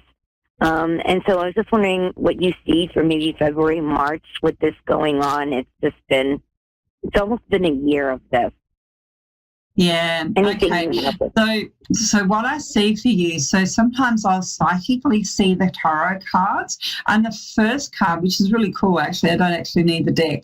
The first card I'm seeing is the card of strength. So if you're familiar with the tarot, there's usually a lady who is moving forward and has a lion by her side. So this represents courage and strength. So this is you in that moment, and you needing to, to power, like as you mentioned, standing up for yourself, being the voice, being the advocate as that. Yeah. But then I'm also seeing what we call the Ten of Swords, where you're really exhausted. There's like a point where you keep going and going and going, and this is really taking a lot of your energy from you as well. And it's almost like, and I'm seeing the world, so it's almost like you want to change the world, or you want to have big impact with this as well. But you also you have to really be mindful of how this is affecting your energy for you to be this advocate for yourself or for others. Yes. Yeah. I really am strongly, because it's important to speak up, because, and I said this in my claim, is, if I don't speak up, by default, nothing changes. Yeah, that's it. And it's, there you go. You have the power and you have the voice. But I also feel, so energetically, what I'm feeling. So I'm feeling a couple of things. So there's this logical part of you that's coming from the thinking, and there's momentum. I feel like you're ungrounded, okay? So your energy needs to be more grounded and, more centered, because there's an imbalance there with your energy, and it could also be why you're feeling really exhausted as well too. And the other thing I want to mention is about your heart. So bringing it's almost like you need to rewind and come back to yourself and go within and find your center. So in the solar plexus, and finding your voice in a different way. So, which empowers you, but you're not draining your energy. Oh, okay. It makes sense to me. Yes. Yeah. I'm actually going for sound healing tomorrow. So it's interesting you're talking about that. Yeah. Yeah, I'm doing it tomorrow, private one. Yes. Awesome. Yes. I was just, well, I don't know whether you saw the first section, but I do this very spontaneously, and I was called to do sounding and do a session about sound today, and just to understand, I'm getting tingles when I'm talking to you. So this is for me, that's you're on the right track from the universe. So stepping in and, and it's, as I say, it feels like a recentering for you. I feel like you're a powerhouse. I really do. And that comes in with the courage and the strength, but it's also this power of how you're using it and working in the world, being really grounded in your mind and your foundations of what it is and what it is you're passionate about, and coming from the heart in what you're doing.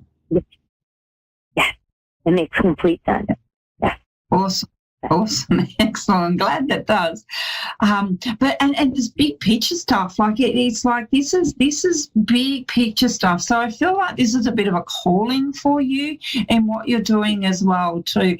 But you also need help people, because I feel like you're also a little bit isolated, or feeling like that, and there could be some judgment, or you feel like you're being judged as well too. Does that fit or make sense? Makes sense. Yeah. So, it's almost like the hold on to your hat, but come back and regroup your energy as well, and go within and have a bit of a pause, before you take because it feels like you just barge on in. And it's almost like if you can get centered, if you can get grounded, if you can get really strong in your courage and the strength and your passion, you will be more effective in what you're doing and how you're doing it. Okay. Do you feel like by spring, like March, April, it'll just be a lift that, So I'm just pulled some cards on it. So we got power. So this is the power that I'm talking about as well too. Okay. If your personal sense of power, you might be challenging authorities or people in power as well too. So that, again, some of us are called to advocate. But as I say, it's about you and your power as well, and how you might be giving that away or finding the power and the strength in you as well too. So the cards are pretty much backing up what we've just touched on as well. So the timeline I'm getting, and again, it's saying support. So that was the other one as well too. And the other one's intention, which I was saying, what's your intention around this as well? But it's also peaceful. It's about you finding that center of peace. So the sound healing is really good, bringing all of this together. So, there's a collaboration as well too.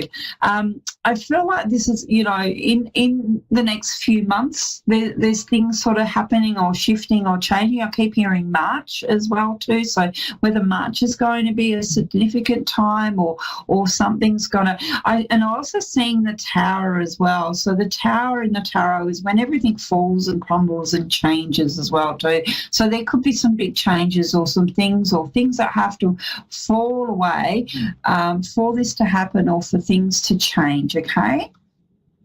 Okay, that makes sense. It makes sense. Okay. Yeah. Like, don't lose yourself in this as well. Like, you really need to come back, regroup. I just feel like rewind, okay? Take a pause, because you've been caught up in the energy and the momentum of this and what it's drawing you into.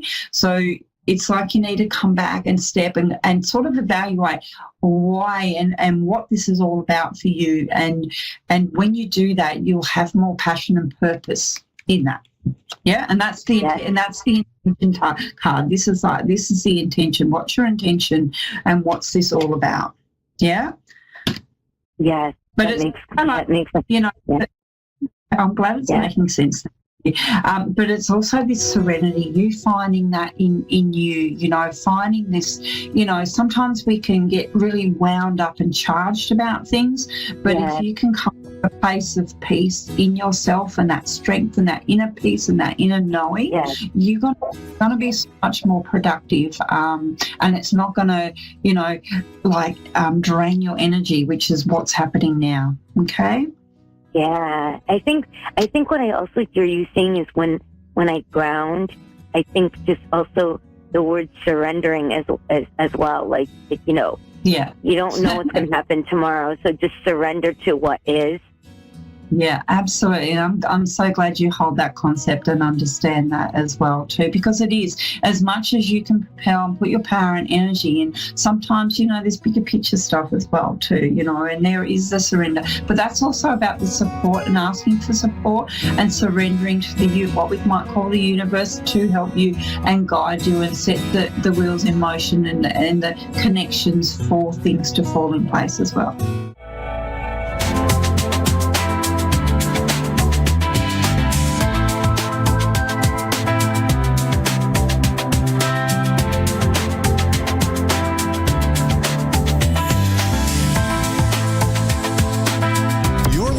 To A1R Psychic Radio, Earth's #1 psychic radio network, and watching Moonstruck TV, Enlightening Television.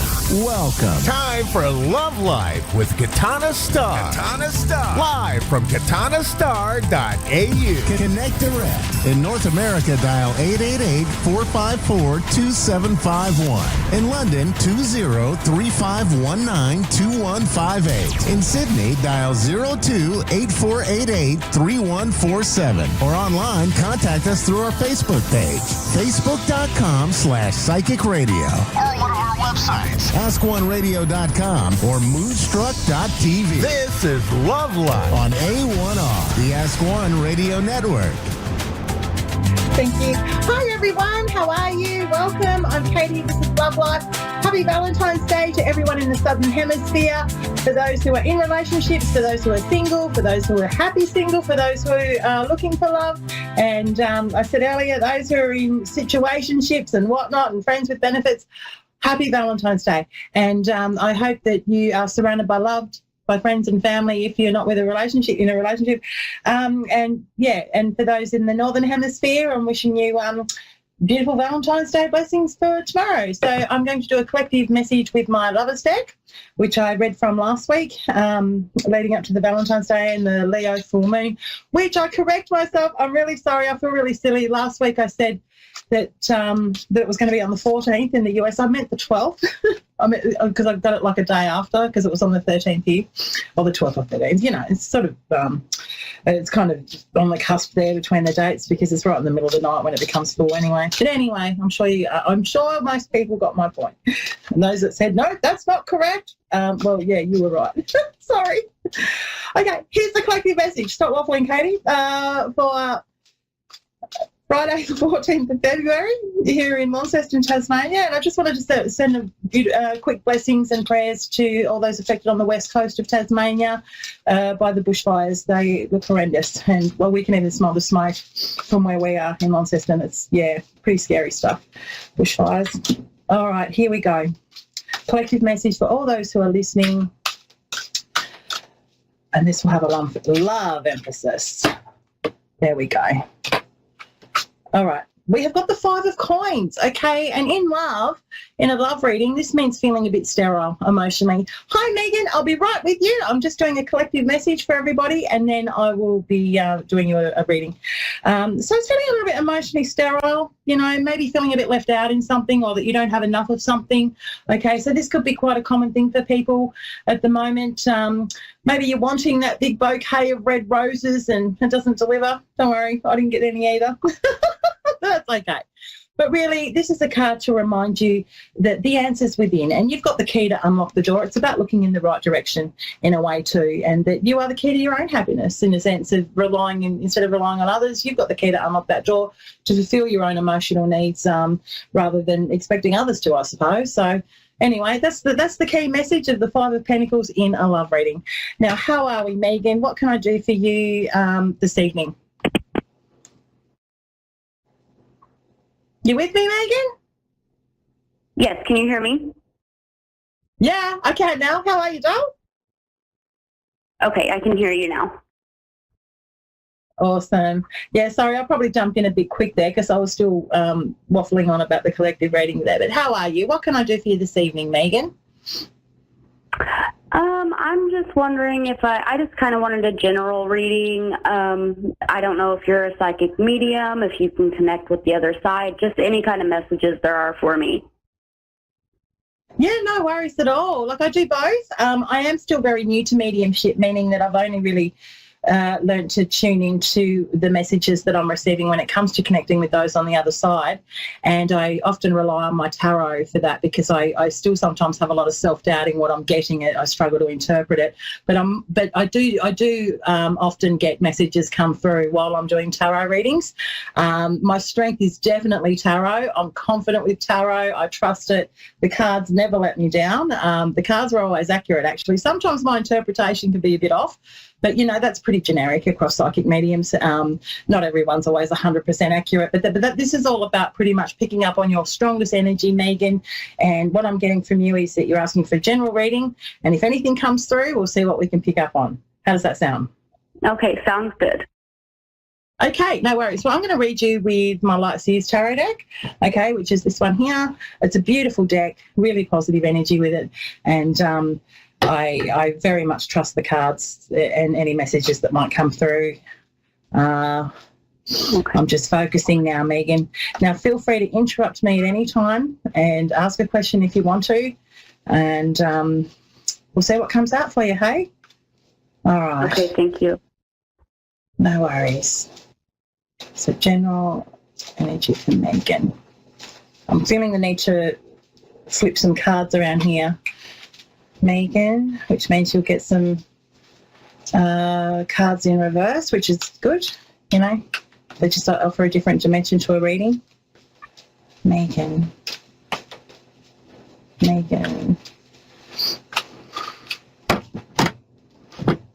Okay, I've got the Knight of Swords in reverse, I've got the Page of Swords in reverse, and I've got the Three of Cups in reverse, and the Queen of Cups in reverse. Okay, so what this is telling me, what your strongest energy is at the moment is there's a younger male, okay, that's, I believe, is still in your life at the moment, and he may be experiencing some mental health stuff going on for him, because when the Knight of Swords in reverse comes out, that normally means that he's not really thinking rationally, he's not really thinking with a clear head at the moment, and that can either be to do with mental health stuff, or it can be to do with the fact that he's under a lot of stress and numerous reasons. But he can also be quite what's the word? I don't mean to say aggressive in a bad way, but he can come across that way just because he's struggling so much with what's going on for him. And being a knight, like this could be somebody sort of 20s onwards, sort of between the 20s and 40s in age group. Not always, but intellectually that's sort of where this person might be. You've also got the Page of Swords in reverse here too, okay? And that's telling me that, whatever's going on with this person in your life, I mean, can I just confirm, is there a man in your life that sort of that sounds like this? Yes, you're right on right now. Right, okay, so I'm just wanting to confirm if I'm picking up on current energy or not, because sometimes it can be past and sometimes it can be those crossed over. But look, I'm getting very much this is a live person, I think, and the Page of Swords being in reverse is there can sort of be a little bit of miscommunicate. There's big communication blockages going on here, okay, between you and this person. Yeah. And that means normally that, not to say they're deliberately deceiving you, but I think they're not being fully honest with you about the extent of what's going on for them. A little bit out of self-preservation, but also they might not want to burden things on you either. But the other thing is too, I've got the Three of Cups in reverse here too. Now, you don't have to confirm or deny this, Megan, because I'm very much aware that this is public. But the Three of Cups in reverse can usually mean, with the Knight of Swords in reverse and the Page of Swords in reverse, not everything is being made clear to you to do with a situation with a third party, okay? Now, that could be another romantic interest that this person's pursuing and not telling you about, or it could be that there is a third party here where there's disharmony in the social circle, okay? So there's disharmony with relationships, there's disharmony with friendships going on, and it's very much surrounded by I don't want to say lies, but there are lies there. I'm getting there's lies there's dishonesty, okay. There's stuff going on that's not clear, not being made clear to you. So you're not aware of some of this stuff that's going on, I believe. And with the Queen of Cups in reverse, that sort of confirms that because she's in reverse, which means that you're perhaps not trusting your intuition on a situation here. I think deep down you've got this gut feeling that something's not harmonious or something's going on here and there's a need to look at something closer here. But I think what this is possibly having some impact on your mental health as well and what's happening. And again, no need for you to confirm or deny given that this is public. But if you are experiencing depression and some grief and emotional difficulties, please reach out for support because you do have support there around you. And look, this is the strongest energy at the moment. So I'm not picking up on spirit energy, like I said, Megan, at the moment I'm picking up very much on this is current stuff that's going on for you with people, significant people in your life. Now, I've also pulled the Empress. I've also pulled the Empress card.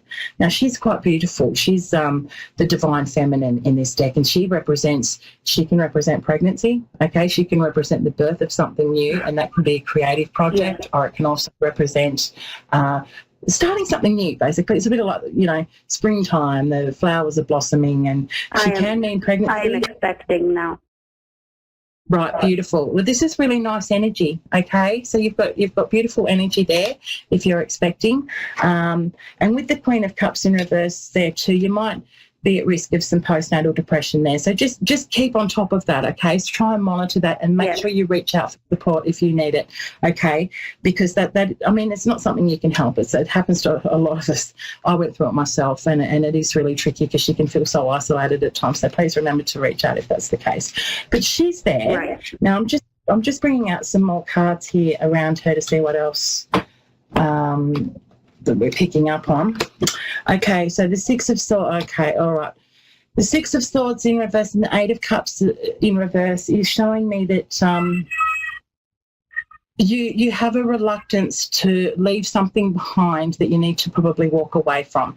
Now, I'm just taking a stab here, but I'm picking up that this is the Knight of Swords energy. He may be the father of your baby, and I feel that perhaps you're hanging on. You're trying to hang on to this relationship for the sake of the baby. Is that correct?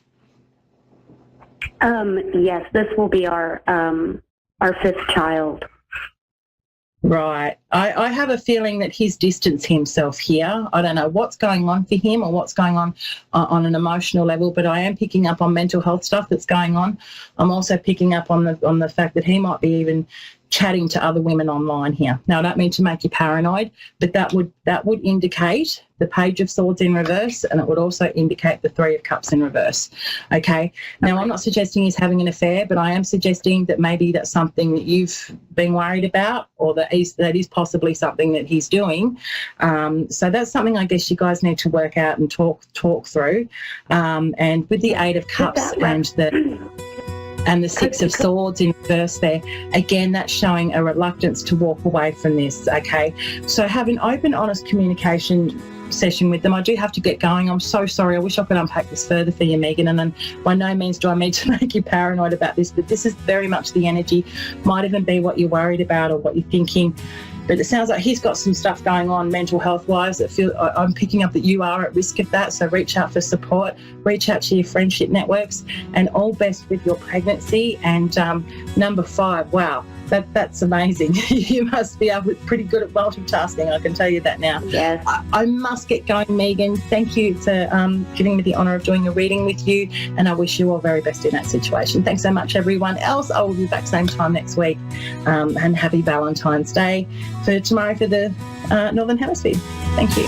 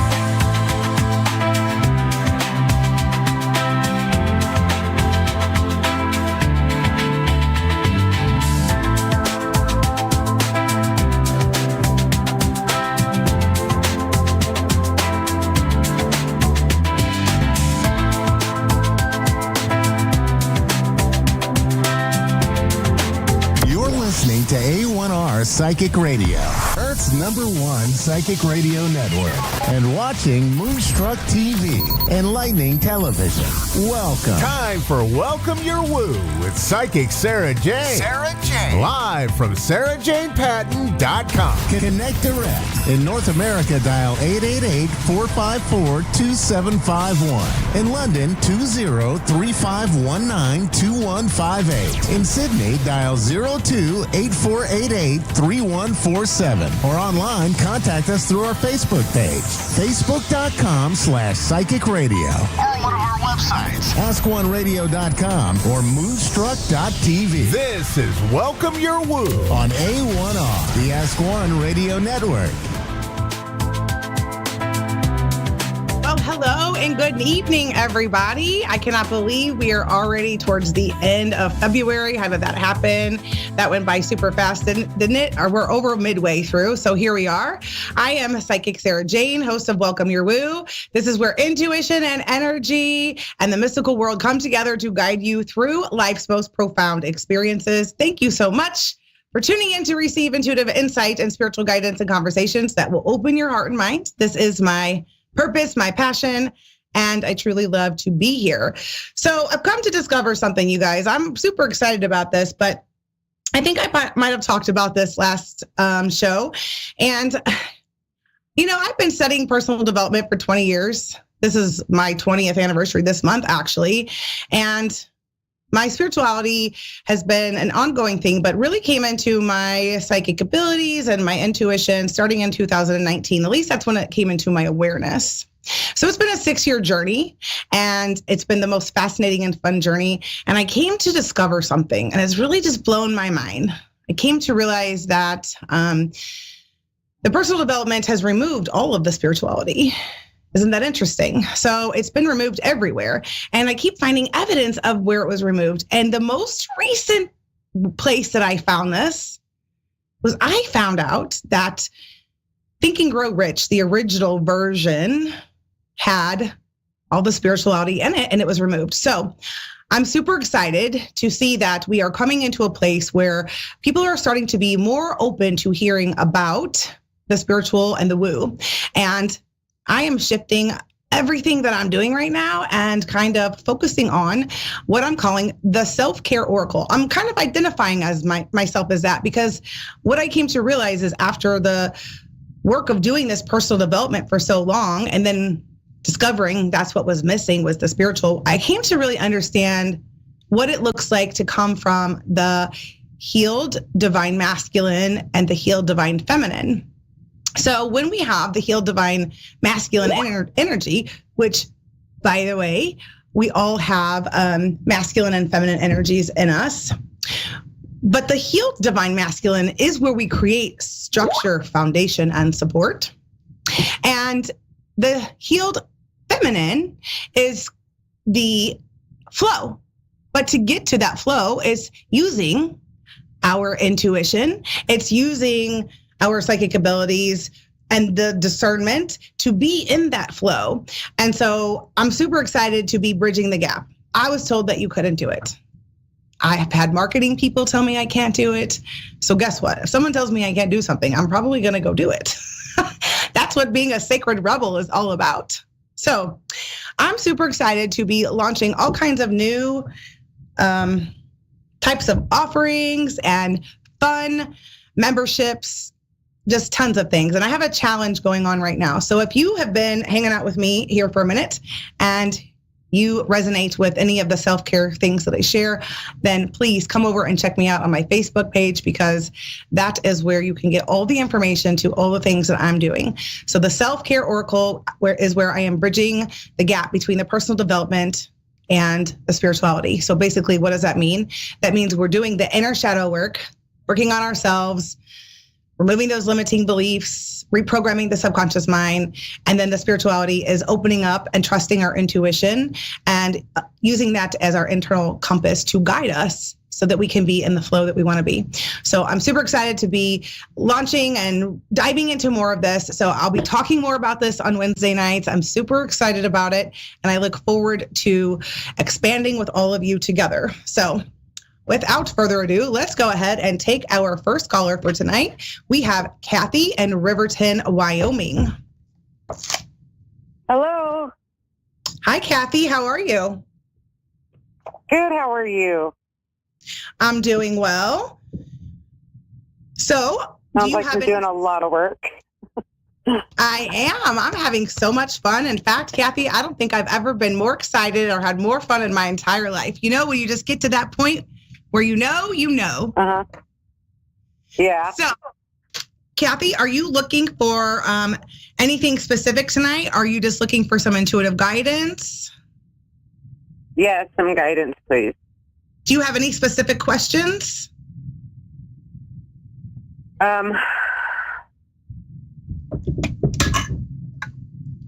Work guidance, really. I mean, because I just started in a field that I walked away from for a while for a break, and then started back up in that, and I'm just kind of doing the confirmation check to see how that's going to go for me and what direction to go in.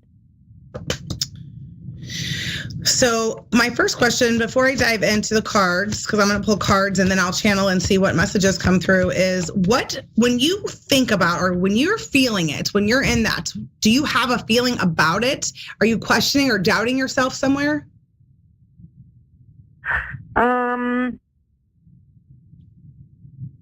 I got really good feeling about going back into that kind of work, because it's a very rewarding job in a way, but it's pretty high stress in another way, because it can flex one way or the other sometimes. Okay, so I just started to shuffle the deck in the very beginning, and a card flew out, and it's the boundaries card, and it says, where do you need to establish better boundaries? So I don't know what kind of hours you work. I don't know what kind of demands they have on you, but in order for it to be cohesive for you, you're going to have to be clear in your boundaries. So if you, do you over deliver? Yes. Yeah, that's what I'm feeling. Yeah. Like you go all in, you give it everything you have, and that's great. Just make sure that you have boundaries within it. You're not exhausting yourself to over deliver, then not be compensated for it, because you're going to exhaust yourself. That's why you're getting the boundaries card. Okay. Let me pull some more cards here. That's really good advice, because these people are known to ask people to do more than hours than they really probably should. Yeah, I got it really strongly about making sure, because not just the card, like I'm feeling it. Yeah, being clear. This will be a space for you to really have to use your voice. So if that's something, I don't know if you struggle with speaking up sometimes, but spiritually saying this is the time to speak your truth, and no is a complete and full sentence. You don't owe people an explanation. So if they're asking you something and it's just a no, you don't have to tell them why. It's just no. Right. No. We are over-explainers. Naturally, as humans, we want to over-explain ourselves, but you don't have to do that. Yeah. You could tell them no. The next card that you got is the leap card. You go first. The universe will catch you. So I think what's being called for too is don't be afraid to fly. Don't be afraid to speak what you want. Like, even if you're not getting what you want, make sure you leap into that. And if for some reason, I'm just being told if it doesn't, like if it's not received well, you're going to keep going till you figure out the right thing. So it's going to be fine, whether it's this job or somewhere else that you land. But I'm just being told that you're not going to settle. Don't settle for less than you should, and you're not going to. Okay. Let me see. I feel like you're well received, though, that people like you. So as far as that goes, is that funny? Yeah, I hope so. You hope so? I hope so.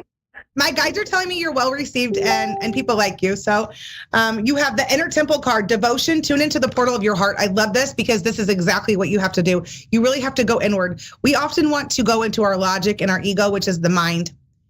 Take your ego and your mind and all logic. Take all logic and just set it on the table, and then sink into your heart space. Your heart will never lead you like the wrong way. As long as you're listening to your heart, you will be fine. And then this is beautiful. The last card you have for this is trust your path. If you knew that you would be supported, what would you do?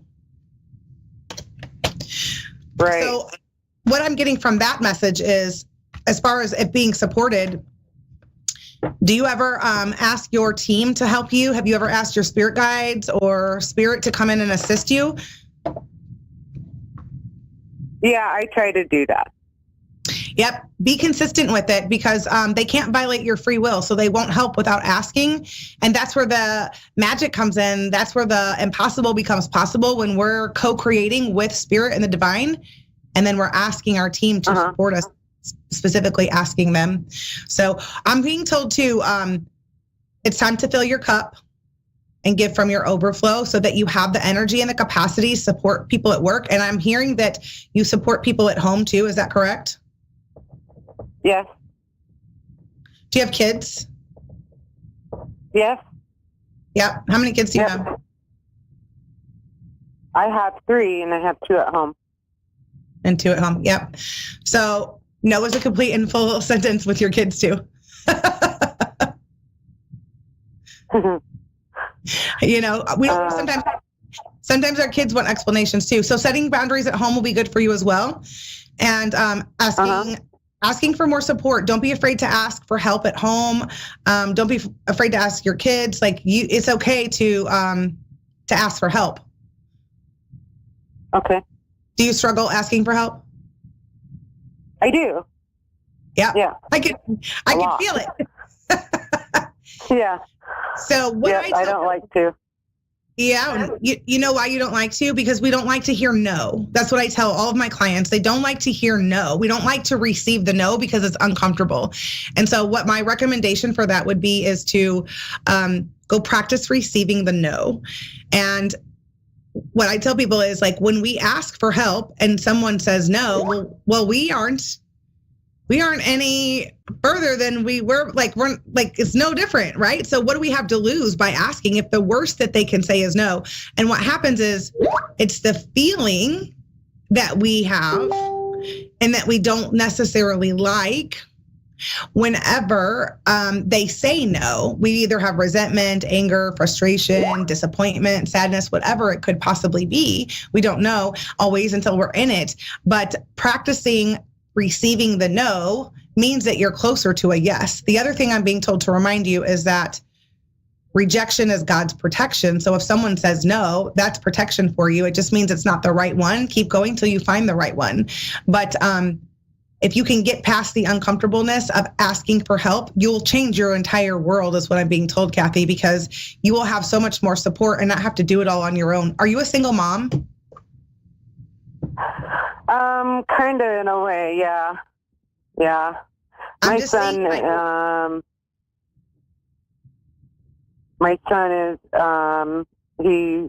I'd say 29.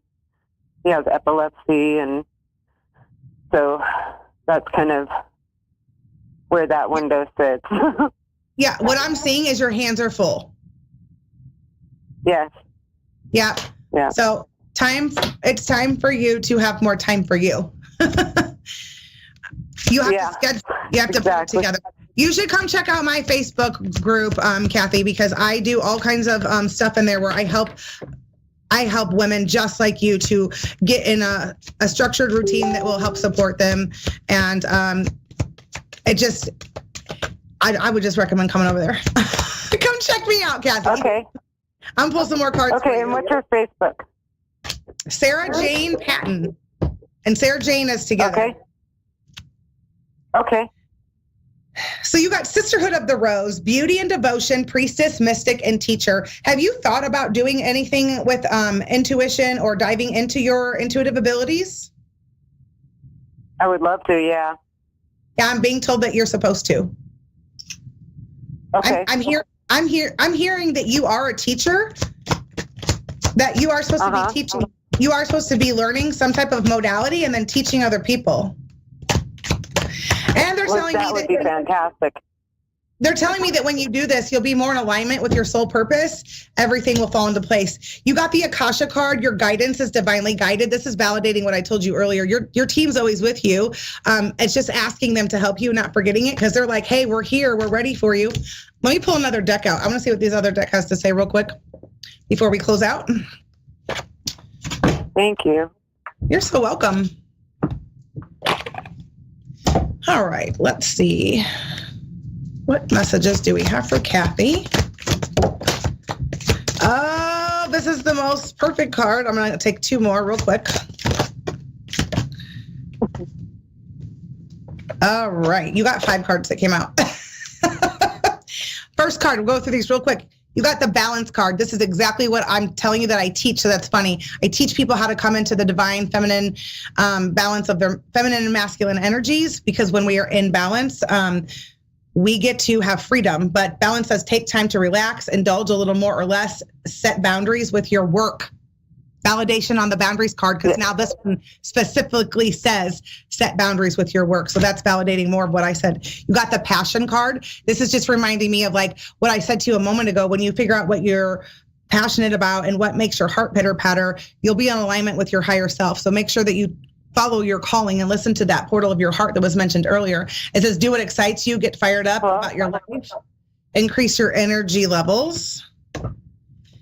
You got the expansion card, which is validating this as well. You are supposed to expand into your intuitive abilities. You also got the friendship card. This is asking you to call in your soul tribe and the people that you will feel are like-minded individuals that you can be supported by and share where you feel safe. And then you got the beloved card. And I really feel like this card, this is like about romance, but I feel like it's about romancing yourself and coming back to loving all of Kathy. So that is awesome. Yes, that is your reading for tonight, Kathy. I hope that it was supportive. Definitely come check me out. We can hang out some more over in my other spaces. But thank you for calling tonight. It was really great to connect with you. You're fantastic. Thank you so much. I received that. Thank you. Have a good night. You too. Okay, and we are going to take another caller. We have Tabitha in Lancaster, California tonight. Hi. How are you, Tabitha? I'm good. How are you? I am doing fantastic this evening. So I would like to know, is there specific questions you have this evening, or would you just like me to pull cards and see what messages come through for you? Can you just pull cards? Yes, I can. Okay. Have you just had a big change in your life?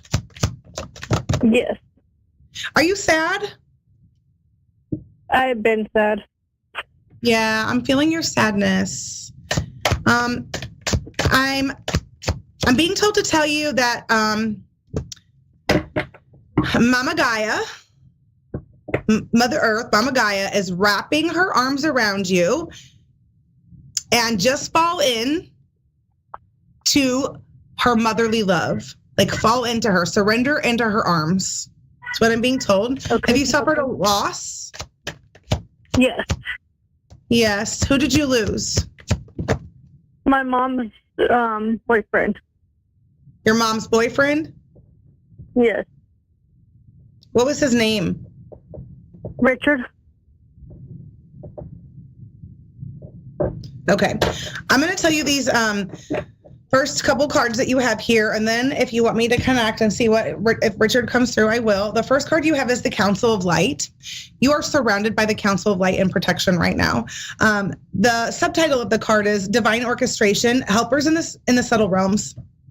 So when you are feeling like you are, it's always a great idea to call in the Council of Light to support you. The Council of Light is a strong group of benevolent beings that are here to help elevate the frequency of the planet, but they are so full of love, devoted to supporting humanity, and calling them in will help you move through your grief and the experiences that you're having right now. The sadness I'm feeling from you, I do feel like you're having sadness, but I feel like some of your sadness is for your mom. Is that true? Yes. Yeah. You got the Dance with Life card. Do something to change your energy. So when we get into grief, and I speak from experience because I just spent the last year in the deepest grief of my life, and I know how hard it can be. If we can just take some time and move our bodies. So it is hard sometimes, but what happens is all that grief and the energy that goes along with it becomes stuck and stagnant within the body. And then, as you know, like you've probably seen, that's where like depression, and we can sink into like not wanting to hang out and disconnect, right? So if you can take a moment to find a song, even if it's a sad song, even if it's like a song that you need to dance to feel the emotions, that's totally fine. But just moving your body in some way without caring what anyone's seeing, like just go somewhere by yourself and just move to the music. It'll help move the energy and get it unstuck from just residing so that you can start feeling a little better and getting your energy back. Have you had low energy? Yes. I'm feeling really, really low energy, and that's okay. Yeah. Was this a sudden death? We're not sure. We don't really know what happened. He's saying that he's okay. He's kind of quiet. Was he quiet in general? Yeah, he paid attention to everybody. Was he private person? Sometimes. The way I'm experiencing him right now is that he's like, I want to connect, but I want to do it privately. I don't want to do it with everybody here. That's what he's telling me. And I have to respect that from my, like, that's just my spiritual etiquette. I have to respect his wishes. It's not bad. He's just like, I'm private. I don't want everyone else to hear it. So I'm just respecting that. But let me pull some more cards. One thing that he is saying to tell you is that he is okay. He says, I left when I was supposed to. I will send you signs that you know I'm around. And I love everybody. That's what he's telling me. I love everyone. Please tell everyone I love them.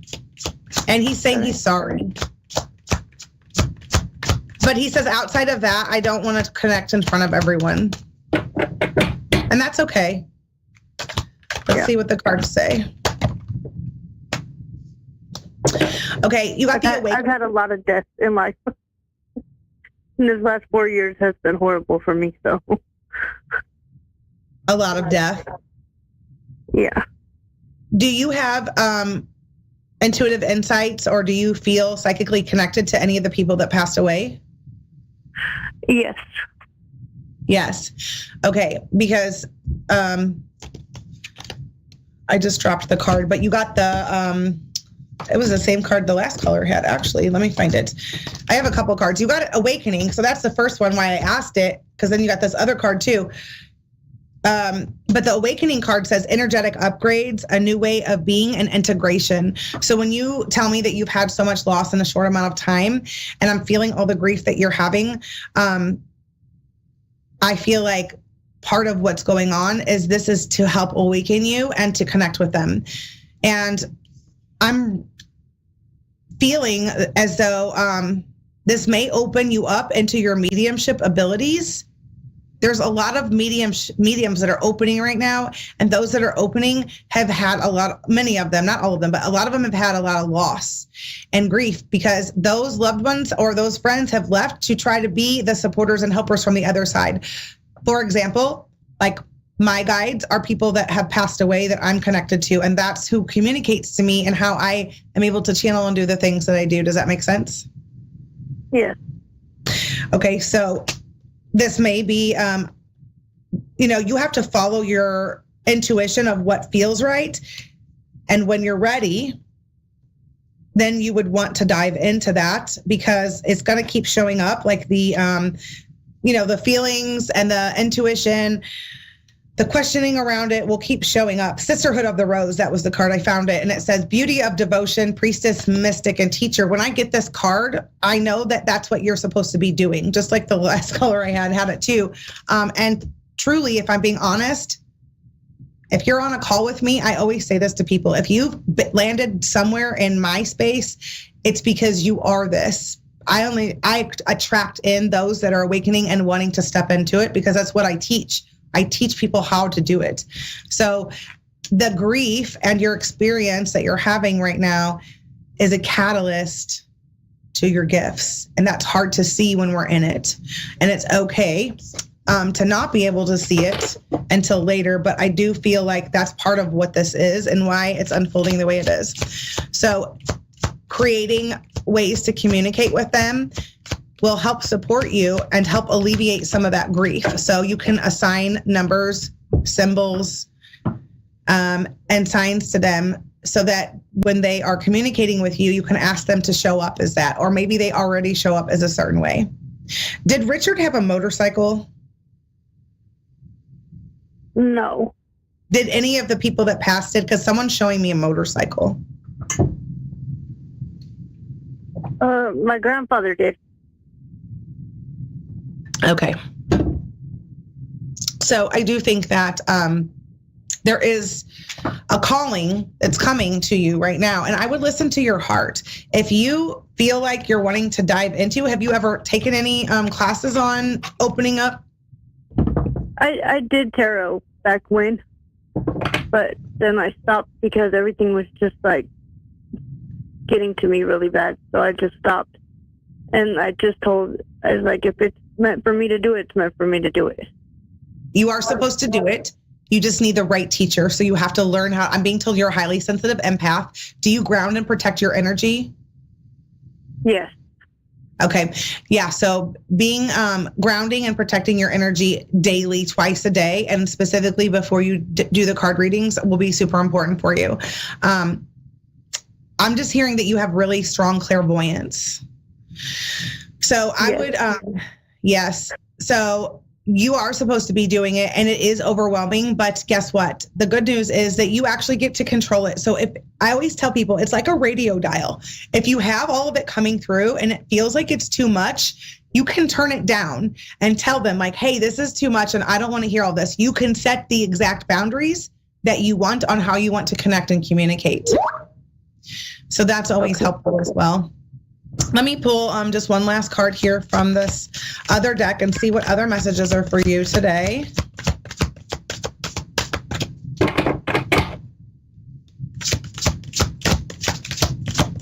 And it's true because I lost the one I really loved. And then I stepped in with somebody and then my family destroyed that. It's been a battle through my whole entire life. So it's like. Yeah, I could feel the heavy sadness when you first came on immediately. All right, let's just see. Okay. You got past lives. Release your past life karma. You are an old soul with deep wisdom. Healing your past lives will raise your vibration. So you could do maybe a soul retrieval, and I would absolutely ask to clear out all past life karma, and absolutely validating further that you are very intuitive and that you do have the ability to tap in. So just remember that innate wisdom is there. So thank you so much for calling in tonight, Tabitha. I hope that you have a great rest of your week. If you want to follow me more, go to my Facebook page, Sarah Jane Patton. Okay. Thank you so much, Sarah. You're welcome. Have a good night. All right, you guys, that's a wrap for tonight's episode of Welcome Your Woo. I hope that you've had fun nestling in with me this evening, and I hope that you get to return for more next week. See you guys. Bye.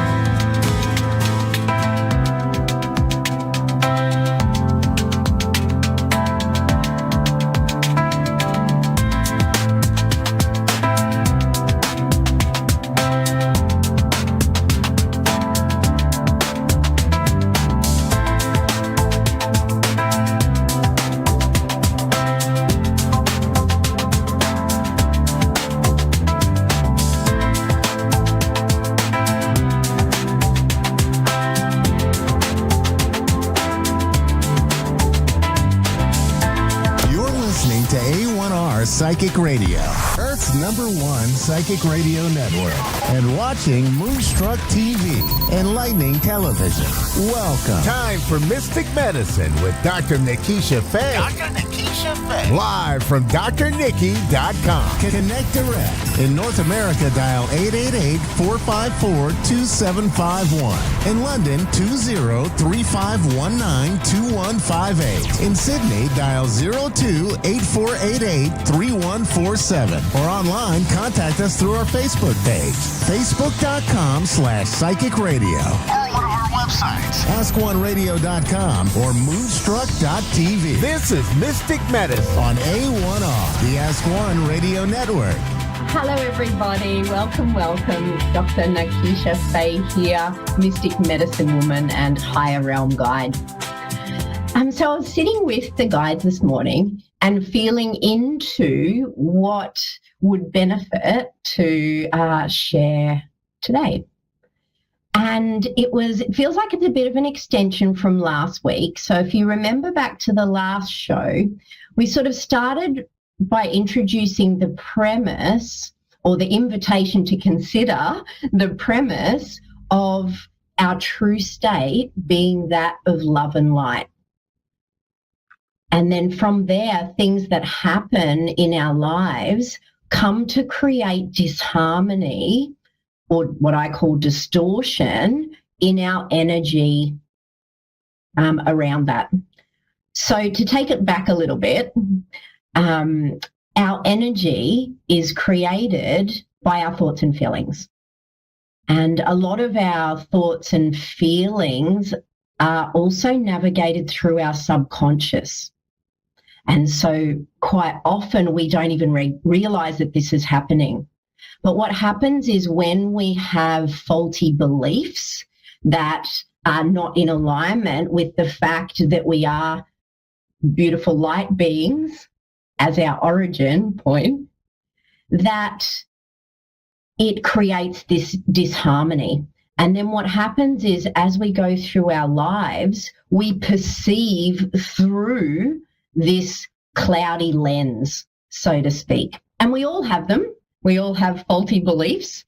It's only really been in more modern times that many of us are starting to wake up and become more aware, of the greater reality. And that's really given us the opportunity to sit with what's actually happening for us within. In the past, like last millennium, I love saying that. It sounds like it was so long ago. Last millennium and for the generations before that, it was all about not saying anything, at least, in the Western world and, potentially in other areas as well. I can only really speak from my own perspectives that, and, what I do see from my clients as well. And, all of this not saying anything, just sucking it up, so to speak. I don't know, am I allowed to say that on air? You get the drift of, what I'm trying to share. And, the more that we just shove stuff down and pretend that it's okay when it's really not, the more disharmony that comes to be in our energy field. And over time, what happens is these disharmonies in our energy field prevent our bodies from doing what they do naturally, and that's heal. All of our cells have programmed regeneration cell cycles. What stops us from healing is disharmony in our energy. And, this has been known for millennia in all sorts of ancient medicine, the old traditional Chinese medicine, Ayurvedic medicine, different indigenous cultures and shamanic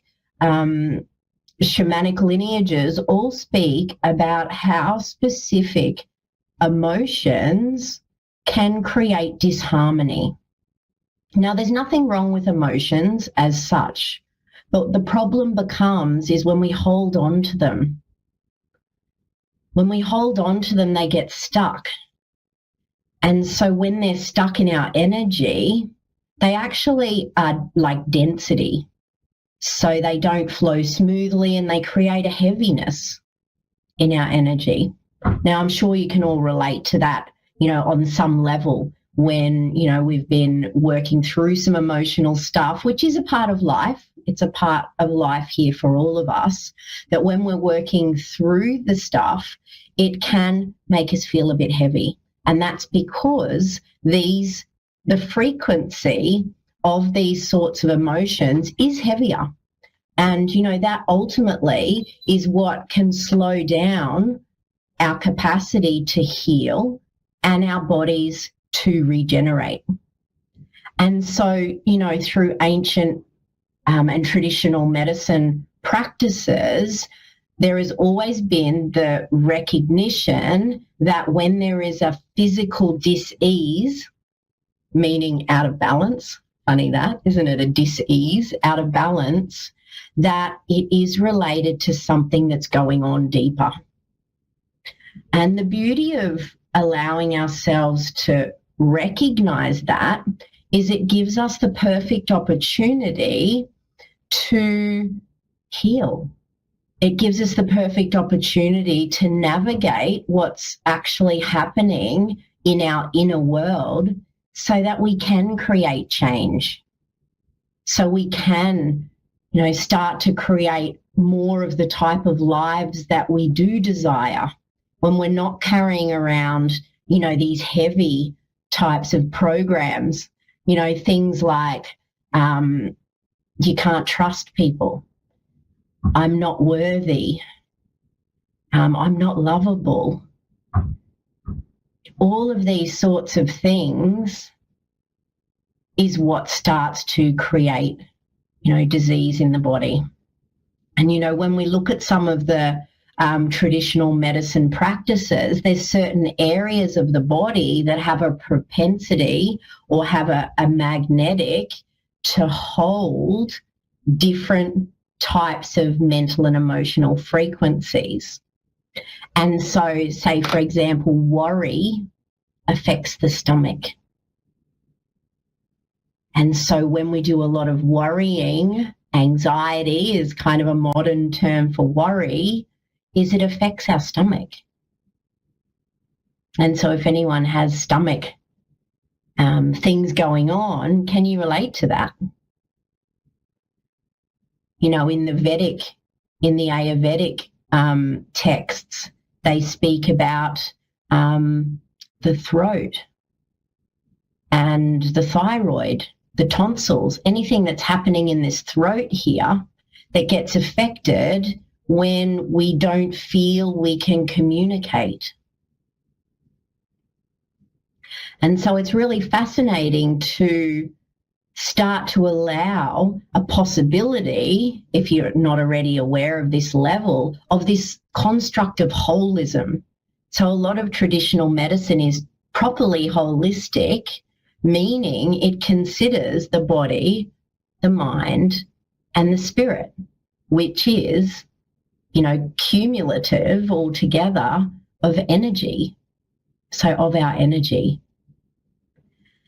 And so when we can do things like energetic practices, I'm sure that at least some of you would be aware of energy medicine, or you would have heard of energy medicine before, that there's some really beautiful sorts of practices that can help to harmonize our energy.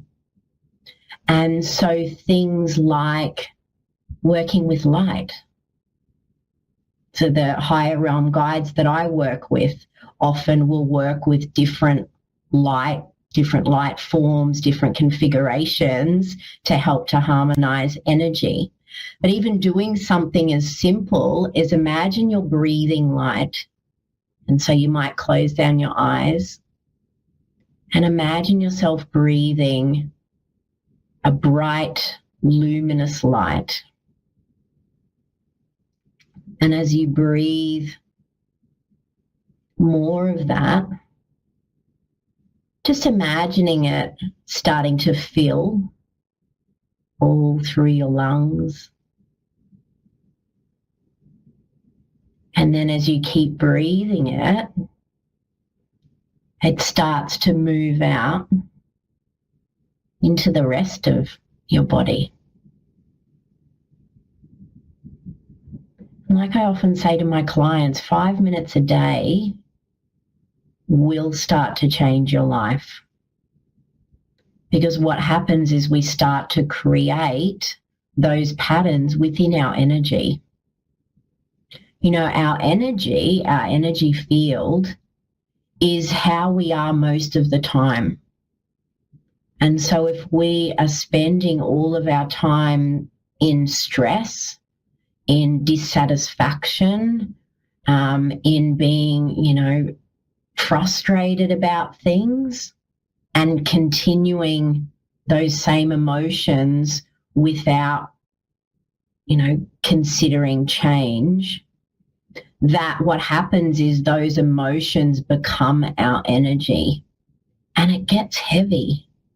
It really starts to get heavy. And so when we're working with things like light, what it can do is it can break that pattern. It can become habitual as well. It can become a habit to be in heavy emotions, to be in density. It's the same as, sugar can be habitual, drugs and alcohol, shopping can be habitual, there can be relationships can become habitual as well.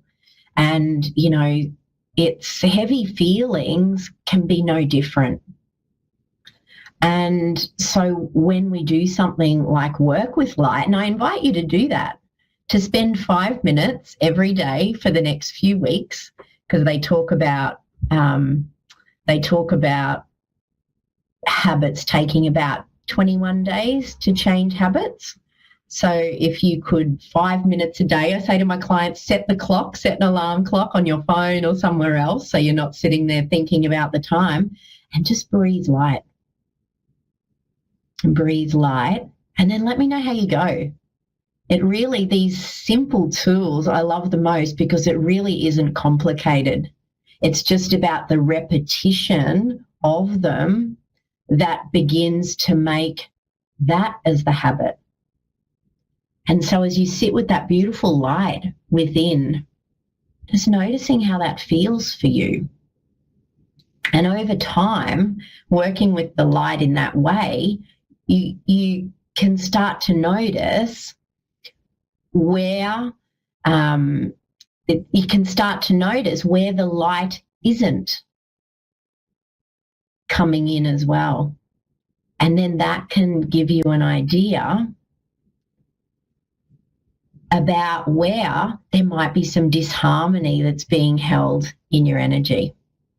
It's super fascinating. If you do want to learn more about any of this, I do have a School of Metaphysical Practice. You can find me on Facebook as well, the School of Metaphysical Practice, or you can Google that. Learn more about that. And do feel free to ask any questions as well. Like send me a message somewhere and just say you're from this beautiful community. And if there is anything that you would like me to share more about health and wellness, about energy, about the greater reality, anything at all that, I can liaise with the guides if they haven't already taught me a bunch of stuff about that. And we can definitely bring through some more information for you as well. So I believe I have a caller. Yes, Sheila. Hello. Sheila, how are you? Hi, how are you? Yeah, I'm good. Good, thank you. Did you have a specific question or anything that you wanted to bring forward today? Would Spirit have any message for me? Yeah, sure. So I'll just take a moment. Just tuning into your energy. And so I'm being made aware of some stuckness around your sacral area. And so the sacral area is just the bottom part of the belly. And what it feels like is there's some emotions that you're hanging on to. They're related to someone in your family. It's like it feels like there's some like animosity, or there's some negativity towards you, and you're trying to fix it and you don't know why. Can you relate to that at all? Yeah. There's what I don't know what it is. My dad died in 20, and there was like a whole big thing with the will. I guess they decided to cut me out of it, but it's like gone beyond that. Like, I went to meet my mom a few Christmases ago, and you know, I hadn't talked to her, but I missed her. It was Christmas time, and we were in a store, and she took her phone and was pretending like that I stolen from her. And it was like humiliating, but it also hurt me. And I tried to talk to her about it this Christmas. And then, like, to ask her why and just tell her, like, it hurt, like, that she would do that to me. And then she just, like, was like, why do you bring up the past? And she just kind of wouldn't answer. Yeah, so what the good thing about in relationship is that it's usually a dynamic. It always, you know, there's a particular dynamic that's going on. Often it can be agreements that have been made before we come into incarnation as well. And so, you know, sometimes it can be repeating patterns that go through family lines, and, you know, sometimes families don't know how to do any differently. But it sort of feels a little bit more here that there is like a soul contract, and it feels it's related to empowerment for you. And so it's not that they don't want to be there for you, it's like they can't. And so just breathing into that.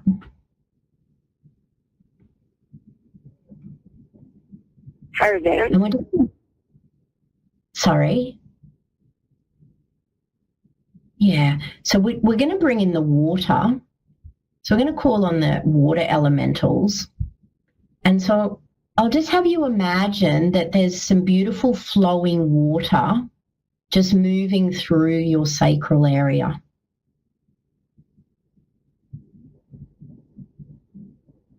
And so if you imagine you're breathing into that space, just imagining a beautiful stream flowing through that space in your body.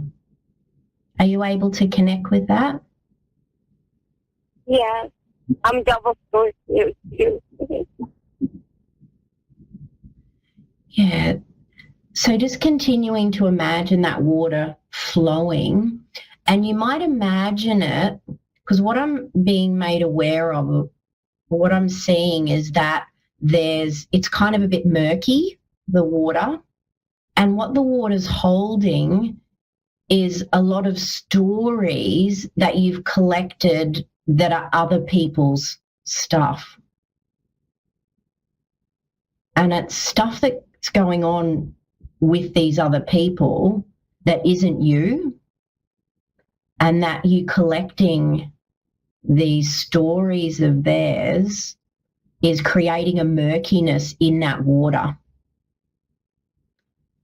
And the waters is what connects us through our family lines. The waters, the womb waters.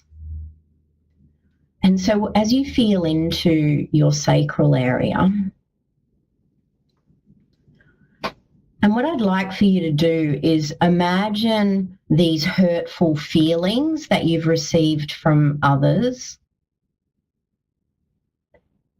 and popping those into the water, allowing them to be set free down the stream.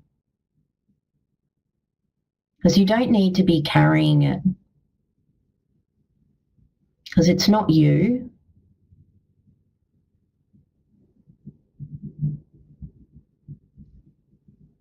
You know, we don't have any control over how other people behave or behave towards us. And so, are you able to connect with that? Just imagine you're taking those hurtful feelings and just popping them in the water and letting the beautiful water just take them away. And the undines, the elementals of the water, clean water. And so they're cleaning up those old stories. They're cleaning up that, it's energy that's not yours.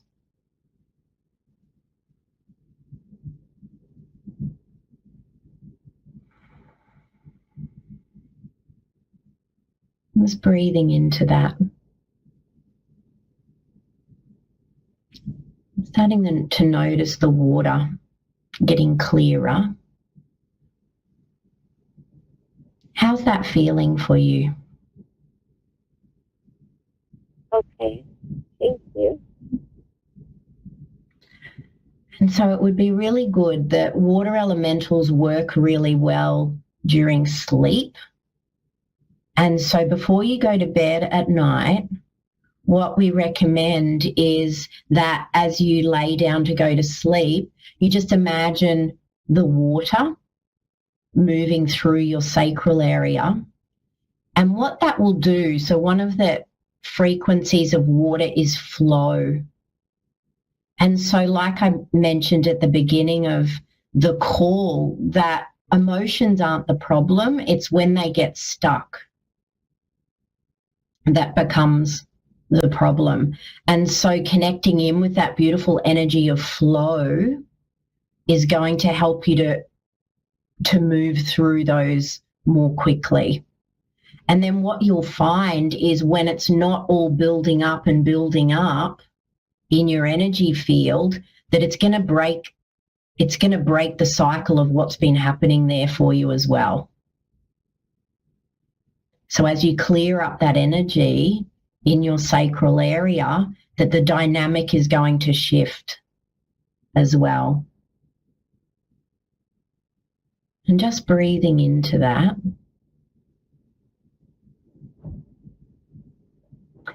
Do you have any water near where you are? I live in Nova Scotia, so like before my car broke down every day, like mostly I would go to the water. Yeah, if you have water nearby, you can just sit by it and really connect in with the energy of flow and allow yourself to release through the tears as well. That's actually why we cry, because it's releasing emotions on the waters, because the waters in our body is what holds emotion. And so we can work with the energy of water to help to start to clear that, to let it flow through, free up your energy so you feel lighter. And then what will happen is the dynamic will shift in those relationships for you as well. Do you get them?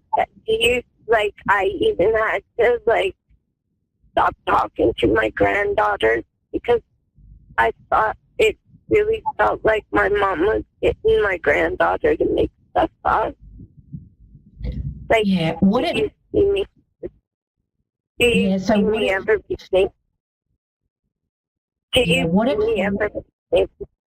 Talk to my granddaughter? Clear up your energy. If you can clear up all of that stuck stuff in your waters, all of those stuck emotions, just work with the water for a few weeks And what you'll find is when your energy shifts, that your energy feels different, and then it feels like your some more of your family is going to reach out to you. Okay. From there. So you do that daily practice, cleaning up your energy, allowing those emotions to move through. And what happens when you allow yourself to do that is you gain empowerment, because you know that you're going to be okay. And sometimes this is why this sort of thing happens too, so that we can learn to walk ourselves through it so it doesn't happen anymore after that. How's that feeling for you? It feels better, but I just, it's hard to believe that, it's really hard to believe that's happening. It is, isn't it? It's like these things are so simple. And I remember when the guides were first teaching me to work more deeply, especially with the elements, I used to say to them, is that it? And they'd be like, yeah, just get them to keep doing it, because it's the repetition that will have that cleansing and clearing effect on your energy.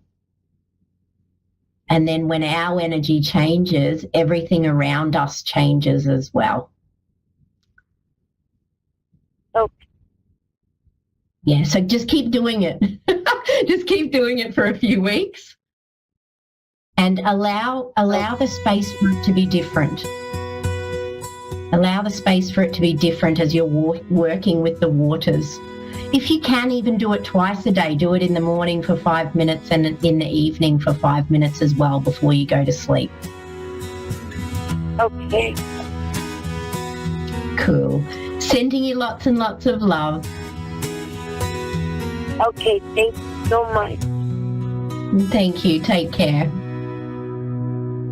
And thank you, everybody who tuned in today. Don't forget, you can reach out to me anytime through my website, drnikki.com, spelt like mine, or, reach out to me on the socials as well. Come and hang out there. I'm sending you all my love. Have the most beautiful weekend ahead. Mwah.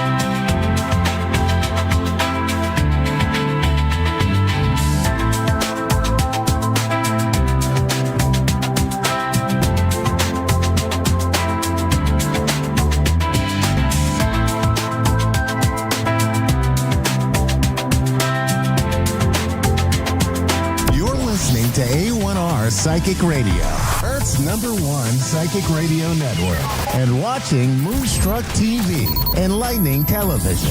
Welcome. And now, Reverend Elliot's Magical Window with Reverend Elliot.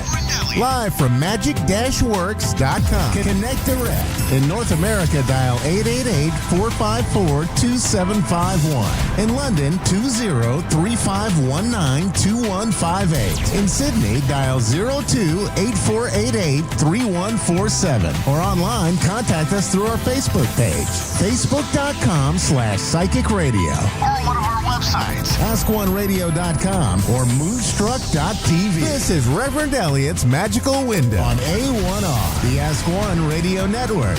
Greetings, fellow seekers of truth, wisdom, and light.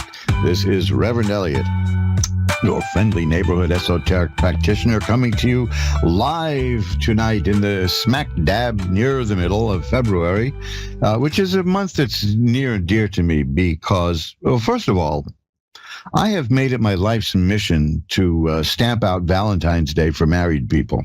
That's the point. I mean, I saw on the news the other day, and Lord knows why I was watching the news. I was just in a masochistic mood. But I saw that a whole bunch of people are getting married on Valentine's Day. Now, to me, that's just cheap. These are guys who just don't want to buy a separate gift. Or they're just afraid they'll forget their anniversary. So forget that. You know, I mean, if you want to really be esoteric about it, make your wedding day the anniversary of the 13th appearance of J. Fred Muggs on the Today Show. Something like that. Something that nobody cares about. But the other thing is, if I go to a store as an old married man, I have been married, let's see, gosh, how long have I been married now? Something like 50 odd years. Been married to, several different women, but about 50 years. And the thing is, if I were to go to a store and get the last heart-shaped box of mediocre chocolates for Valentine's Day and present that to someone to whom I'm married, some guy who isn't married may be coming in to buy it, and I could have ruined his relationship because he's not there to buy a box of chocolates for the special someone in his or her life. Generally, it's a he because it's the man who is the sap enough to be told to do that. And Valentine's Day is the day that we see that the laws of science are not applicable at all, because this is the day that a person can eat 1.5 pounds of chocolate and gain 17 pounds. Now, you tell me how Isaac Newton accounts for that one, and you'd be ahead of the game here. That's a source of energy we ought to look into. You're gaining here, so we should be working with that to try to maybe power our cars. Just pull up at Hershey, Pennsylvania, and have them pump in some chocolate or something. That might work. Because there's definitely something mysterious going on there with chocolates. So this is. Are you ready for this? Are you ready now? Listen to this now. Here we come.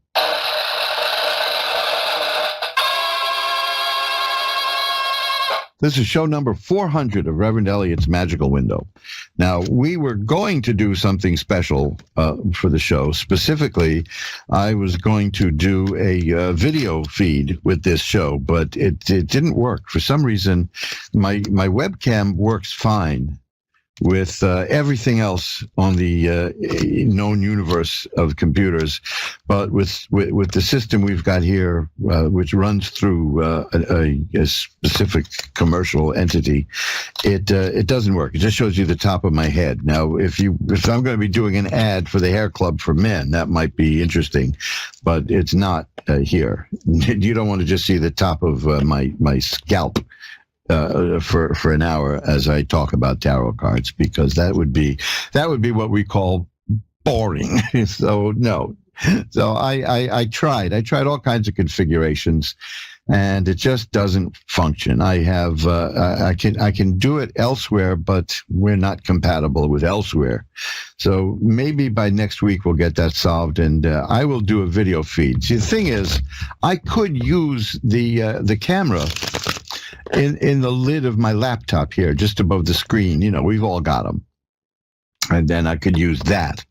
But because of the nature of my particular oculary affliction, I need to be pretty close to the screen when I do these things. And what you'd be getting is such an extreme close-up of my face that I look like a deranged serial killer, if not, and just an angry old man. You know, maybe that was the other alternative. I could have just done that and announced that Reverend Elliot will not be here tonight. In his place, we present an angry old man.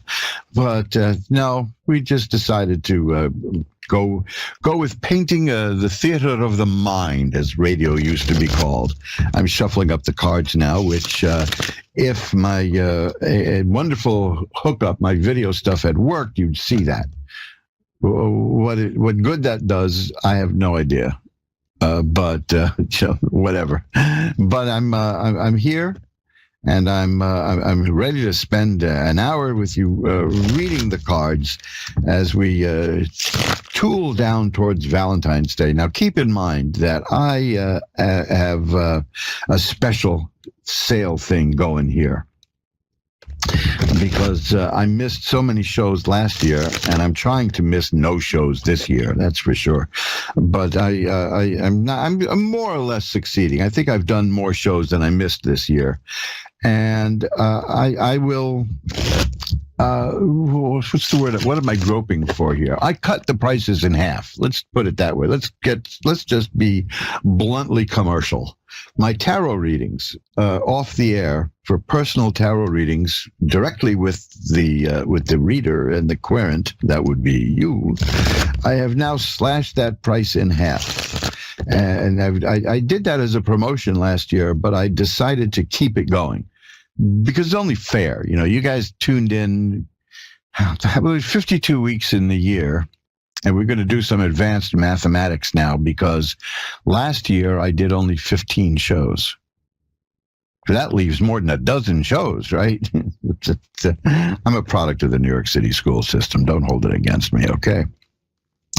The fact that you tuned in more often than not and heard recordings, that was not my optimal idea for a compelling radio program. I like being live. I like talking with people. I enjoy the audience here. I can't even tell you how immensely you have affected my lives. You know, my lives, my life. You know. I'll tell you what it is. New York is filled with people. You know, if you just walk around New York, I mean, New York is filled with people. New York is filled with famous people. If you just walk around, you're going to see celebrities. One day, I was standing on the corner of 79th Street and Broadway. And there was an elderly man standing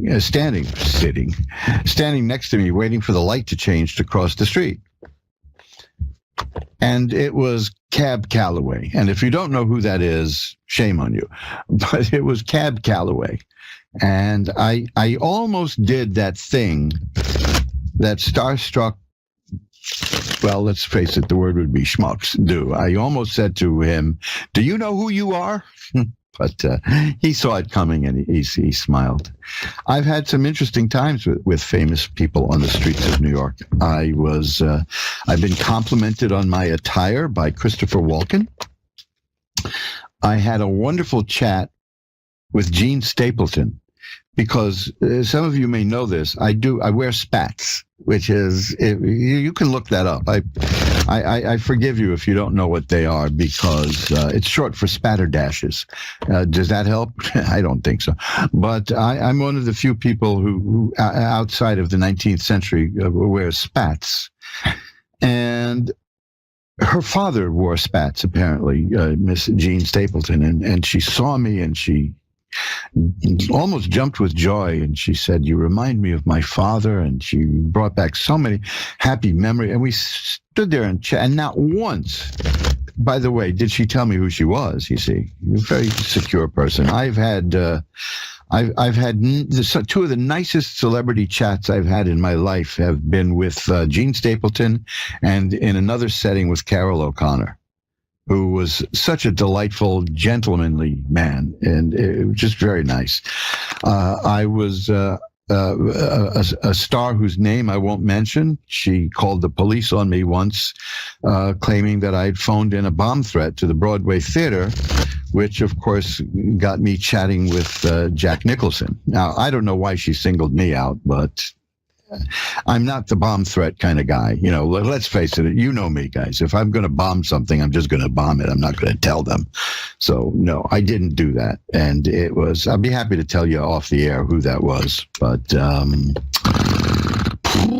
boy, that was a weird one. But, you know, that's the way it goes. You know, there's so many famous people here. Well, now it seems, you see, there's a point to the meanderings here. I'm famous, in a sense, you know, for having done this show for 14 years. I mean, I get stopped on the street every once in a while by somebody who will say, "You're Reverend Elliott," and then we'll talk, you know. Now, that doesn't happen often, and nobody's annoying about it. And, of course, it doesn't hurt that I wear a button that says I'm Reverend Elliott. But by the way, if you want these buttons, you know, you've seen my show logo. I know you have, because I plaster it everywhere. It's a round button that says I heart free tarot readings and all. If you want those, if you want a few of those, just drop me a line at asktarot@earthlink.net, and I'll be happy to send you a few. No charge, because it's advertising. You know, I mean, that would be pretty gauche to charge you even shipping and handling to have my buttons. But if you want some, I'll be happy to send them to you. But the thing is, I'm just famous enough that the right people know who I am, you know, meaning you guys, and nobody bothers me. So I can go months and months and months at a time without anybody knowing who I am. And of course, you know, what good is it going to do me anyway if I pull up to the Russian tea room and there's no table there and I say, "Do you know who I am?" No, of course not. You know, that's not going to help. But I've seen that done so many times by some really pathetically famous people.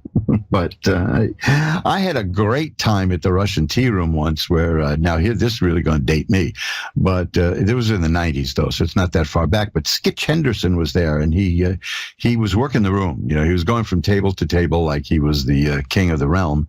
And boy, did he flip out when he saw me, because not only was I wearing spats, but I was wearing a 19th century pince-nez glasses, you know, the kind that the nosy bank examiner always wears in the old movies. They just clip on the tip of your nose. And I had those for years and years and years. I wore those. They don't look as good with an eye patch though, so I pretty much put that aside.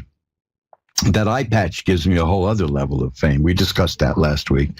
But see, in the city of New York, you got to have a bit of a gimmick. And I don't know, my gimmick apparently was dressing out of the 19th century.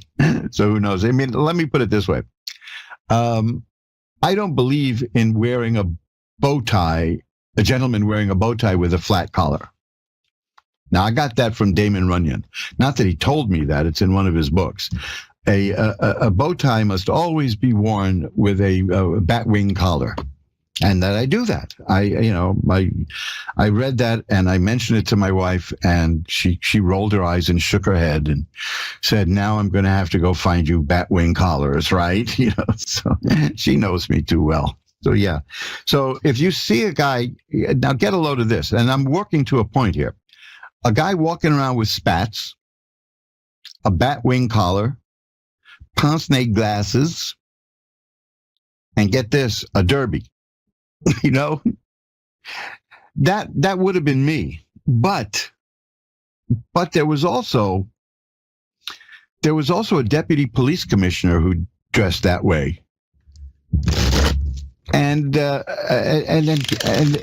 was a contract out on him. And I'm the only other person in New York who resembled him. So, you know, I 86'd the outfit. Toot sweet, folks, when that happened. But his name was Jack Maples. If you find a picture of him, you'll see what I mean. I hope he's still with us, but I don't know. But yeah, he dressed that way, and there were only two of us, and one of them had a contract out on him, and I looked like him. And I even went to a saloon where he was known to frequent, So no, there's sometimes the need to be distinct is not worth betting your life. That's about as simple as I can put it. But yeah, I had a little bit of fame, and I do have people come up to me on the street and say to me, "You're somebody." I don't know who you are, but you're somebody. This is, a urologist once did that to me during the middle of an exam. He said, "You're somebody, aren't you?" I think it's just the way I carry myself. I have no idea. But what am I supposed to do? I say, well, I am a world-renowned tarot card reader, and wait for the applause, right? It would go like this. I'm a world-renowned tarot card reader. It would land with a thud. But this is New York, and everybody's got to have a gimmick and be famous. And I hung around with some truly interesting famous people. I may write a book about that one day, except the problem is that I wouldn't be the star of my own book. Get a load of the ego on this guy, right? Oh man. I'm starting to dip into my memories, and I've been meaning to finish a blog post about the worst winter I ever spent in New York at my blog. And what happened is I was once again, for no discernible reason, booted from Facebook. I was off of Facebook for almost a year, because the most I got out of them was they said I was impersonating somebody. And I said, who am I impersonating? And they said, this person named Reverend Elliot. And I said, I am Reverend Elliot. And they didn't believe me. Either that or they just thought it was funny.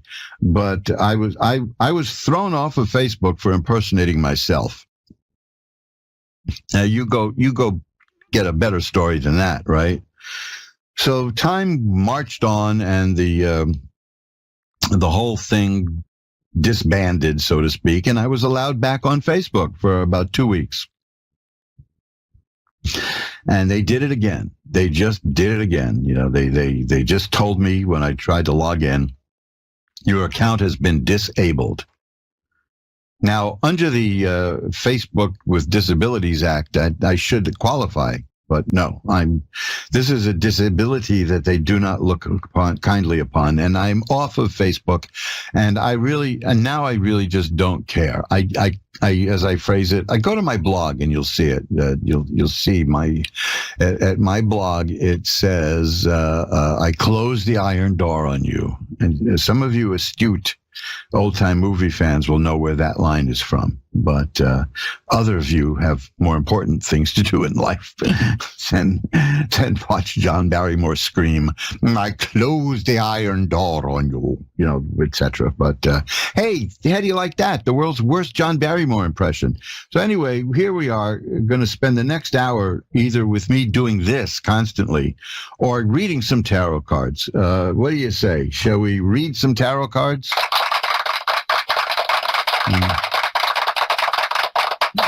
Yeah, another precinct heard from. Okay, good. So we're going to do that. That's what we're here for. So we're all shuffled up. We're ready to go. I'm trying to think if there's anything else I need to discuss, but there isn't. I've run out of witty persiflage. So, that's my new stage name, Woody Persiflage, right? How is that? That'll do it. So I am now going to ring our bell, traditional bell, 3 times to declare sacred space. And we're going to pull back the curtain on the magical window to speak with Bree in Lakewood, Washington. Hello, Bree. You're on with Reverend Elliot. Well, hello, Reverend Elliot. How are you today? I'm doing well. How are you? I'm fantastic. Thank you. I see you've been waiting quite a while to get through here. I'm glad I got to you. Yeah, me too. I appreciate it. Thank you. So what can I look at for you? Let's get down to brass tacks. What do you want to look at? And I am at your service. Let's just look at whatever you're feeling. Let's look at whatever you're feeling. You want me to look at a backache?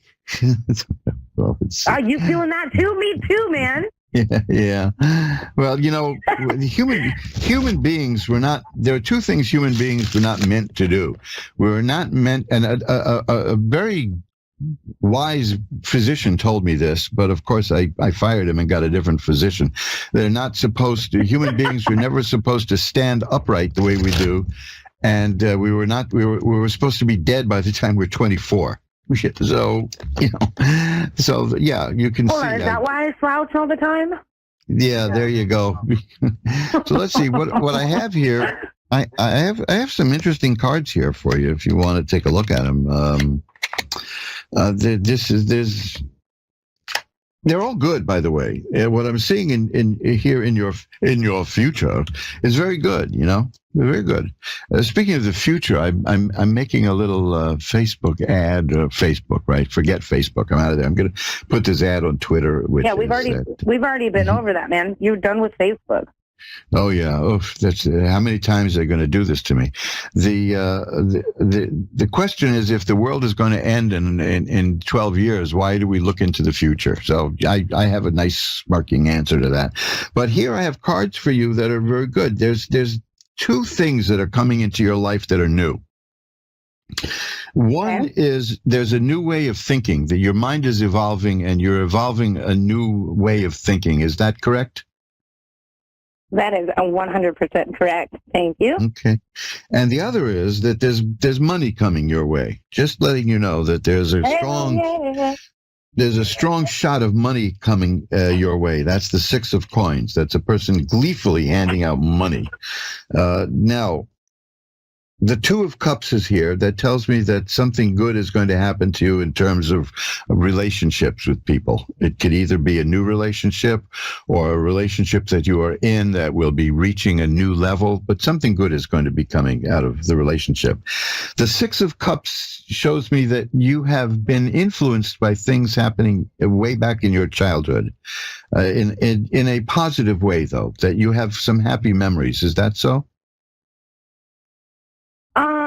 Not so much. It's more so the sad memories that have lit a fire under my ass.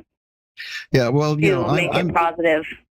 I'm the same way. I mean, if I once made a therapist cry just by describing my childhood, but and I said to her, it's not supposed to work this way, But that makes us appreciate the few happy moments all the more, as what I see, and I see that those are still present in your heart and in your mind.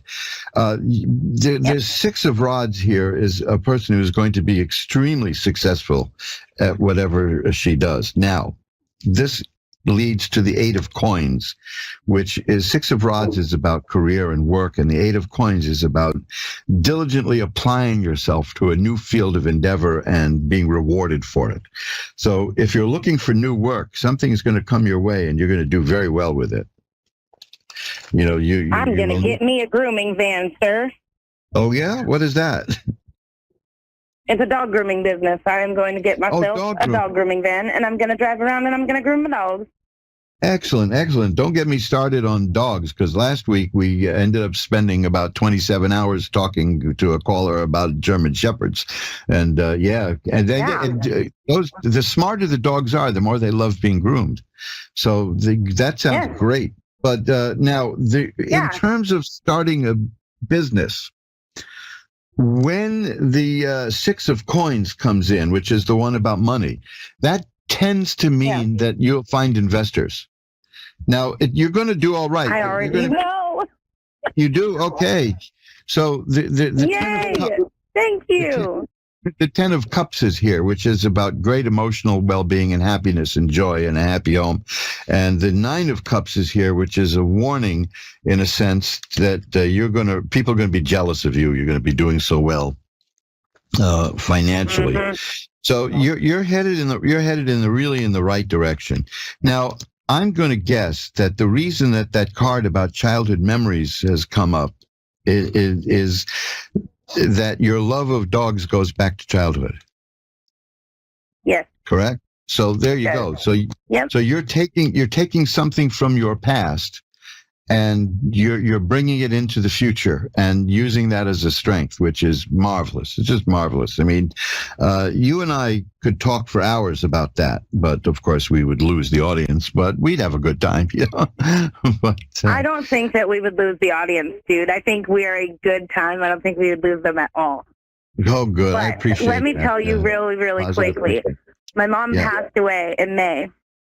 No. And my mom thank you. She was the best person in the world. She was the best groomer. And she taught me how to groom, and I've been grooming for 16 years. She was grooming her entire life. She went into labor with me while she was grooming a dog. And yeah, when she passed away, I thought I was going to give up my whole career because I was just so sad. I just felt paralyzed. And then when I snapped out of it and I was like, listen, she would not want this for you. She would want you to build a legacy for your kids and pass it on. Yep. And well, you know, that grief is completely natural, you know, so I hope you're not beating yourself up about that, because it's a completely natural reaction. And eventually we do get ourselves out of it. People ask me a lot of times about that. How long should I grieve? And I say, as long as you need to. The only time it's a problem, because I hate it when people say, don't you think you've grieved enough? No, you grieve as long as it takes, whatever it takes. And part of you will never stop grieving. But the thing is that if it starts to hurt your existence, then you may want to seek some help. But until then, no. Yeah. So you see, what you did was you let it, you did it right. You know, you let it become you let it hurt because it's hurtful. And that's what hurt things do. They hurt us, and we let it hurt, and we deal with the hurt, and you absorbed it, and it became part of your personality in terms of deciding your direction in life. And you're going to be, according to these cards, you're going to be successful and happy at it. So what more can you ask for? Right? And my sadness is definitely my superpower. Okay, you know, there you go. Yeah. Thank you for all that confirmation. I appreciate you. And I know exactly where that comes from, because I think the one thing that characterized my growing up was adults in the family saying, you used to be such a happy little child. And I was thinking, yeah, well, who do you think did that? It made me what I am now. You know? But, you exactly. know, I could not wait to grow up. I could not wait. I mean, I was the kid who would put talcum powder in his hair to look like he was going gray, you know, just to experiment with being old. And I'll tell you something. I hear people say how it stinks to be an adult because you have to do adulting and take care of yourself.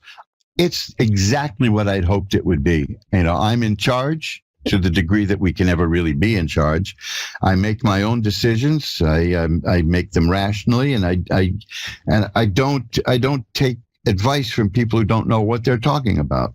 You know, like as I discussed this occasionally. I'm still learning. Okay. Always. You see, I can tell that. You know, that card I had about applying yourself diligently at a job, that is about an apprenticeship in a sense, and that means you're learning.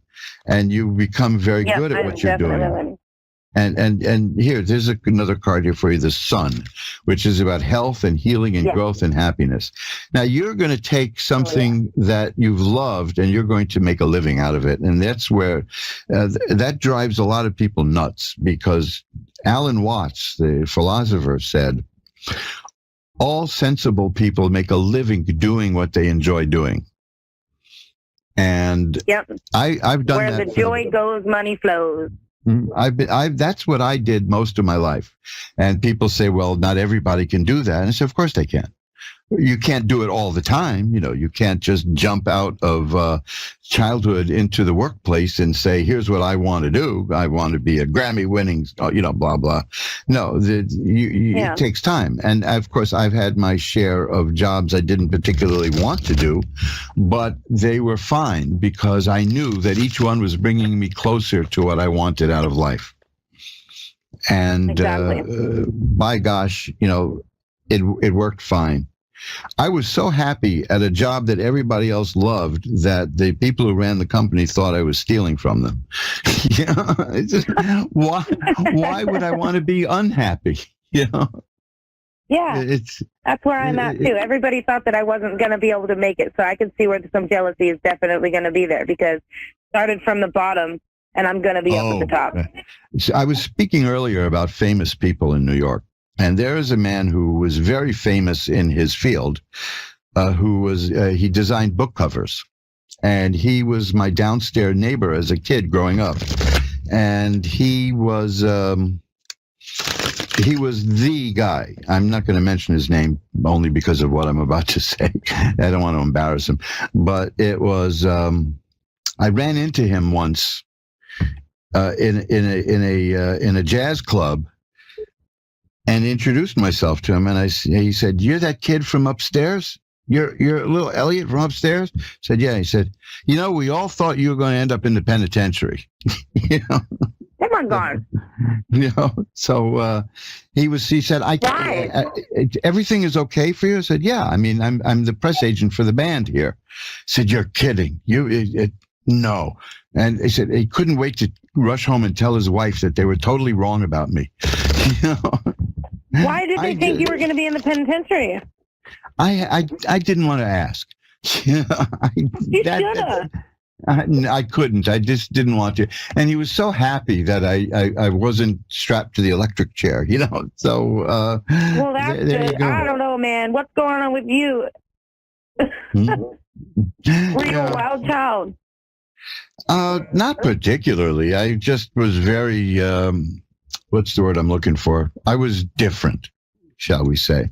I mean, everybody's a little bit different, but I love that for you. Stay different. I hope you're still different. When commencement came around from elementary school to junior high school, several people who saw that they were going to be in the same homeroom classes I was burst out crying. I mean, this is something you don't forget, but I find it funny looking back.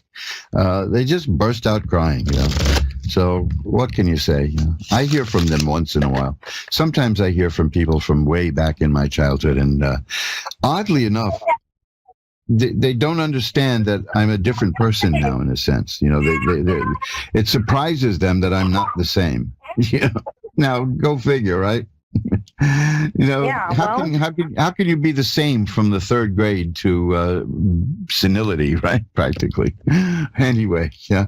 So this is. I always say some people's children. Yeah, it's just a one big trip we're on, and let's enjoy the ride because we're riding on a one-way ticket. They say maybe we're not. Maybe there is more to this after we go, but that's that. I definitely think there's more to this after we go. I'm counting on it because this can't be it. This exactly. This can't be it. So let me just say one other thing here. I pulled a couple of cards here for you again, and one is the Ace of Coins, which is the beginning of money coming in. Again, that tells me that this is going to be a successful business. And the other is the Moon, and the Moon is about the subconscious mind. And it means listen to your internal feelings and your internal dialogue and pay attention to your dreams. And I believe you know all that. I do. So you're on a good path, and you're going to have a very good year. You may surprise a few people, you may shock a few people, but you knew all along what you're capable of, and you'll be doing it. I have one last card here, which tells me. It's a card that scares people because of bad movies, but it's not a scary card. It's the death card. That means it's the death card. That one phase of your life is coming to an end and a new one is beginning. That's very important. I love that. I love it. It's not about dying because that's in all of our futures. But so you don't need cards. No, for it's this. about a new beginning. It's about me setting my old self into my new self. I'm excited. I'm living for it. I love this. You've got it, and it's happening. And And you're going to do well. You're going to do really, really well, is from what I see here. So just keep me posted. I'd love to know. You, My email is, you can find me, ways to get in touch with me everywhere. But, let me know. Had a great time talking with you. But then again, thank you so much, man. I'm a dog person myself. So we're a very... Me too. I'm a puppy speaker, I'll tell you what. Yeah, yeah. I once brought home a stray German Shepherd. Some evil person dumped that in the street and got rid of it. And, oh no! And I brought it to the 20th Precinct Police Station here on the west side of Manhattan, and the cops were fighting over who gets to take her home. It's because Did they'll she dump become a police dog? I have no idea what happened because I lost track of it. I bet she did. I try to limit my interactions with the police department. It was always, but I think everybody does. Not that I dislike them, but I get nervous about them. I got so nervous when one of the New York sheriffs walked into a store I was working in. That I just dropped a whole bunch of stuff, and after he identified himself, and then I slipped and I hit my chin on the counter, and I looked at him and I said, I bet you think I'm guilty of something, and he looked at me and said, yes, which almost killed me. No. So. Oh no. I'm not big with authority figures. So anyway, but I reckon you should steer clear then, because your chin is not going to do well next time. No. So the main message here for you is that you're headed for a really good year of growth and achievement. And oh gosh, here's the judgment card that literally shows rebirth on the card. So there you go, right? Hell yeah. So that's what I'm talking about. Thank you, sir. My pleasure. Have a great night, because I know you're going to have a great year. You too. Bye now. Thank you. You too. Bye. And let's shuffle them up. You see why I like doing this? I like doing this. I mean, I just talking to people and hearing the stories and seeing how much we all have in common. Now, I didn't ask, who did you vote for? I need to know who you voted for so I can decide if I hate you, that kind of stuff. We don't need that in our lives. We just don't. It's ridiculous. We all have far more in common than we don't. And that's a very poorly constructed sentence, but you get my meaning. I know you do. And I know you do because you're a very enlightened audience. And I'm not saying that to, I think about those old TV shows and what a wonderful audience you're, but you guys are. Otherwise, you wouldn't be listening to. This is a very positive radio network, the Ask One Radio Network. This is beautiful, positive energy here. Now, if you wanted negative energy, you know where to find it. There are people who get paid millions of dollars to empty their bladder on people, shall we put it politely, which is not quite raining on someone's parade, but it's a little worse than that. And I couldn't do that. I don't know how anybody does that for a living. And they better be very careful, these people, because they become what they pretend to be. And if you want to read a book about that, a novel, which is a very sad book called Mother Night by Kurt Vonnegut Jr., do that. I would implore you not to see the movie, because the whole point of the book, the whole moral of the book, the punchline of the book, they left out of the movie. I guess they figured it was too heavy for people. But yeah, you see, don't be careful who you pretend to be in life, because that's who you're going to be. Okay, that there's no way around that.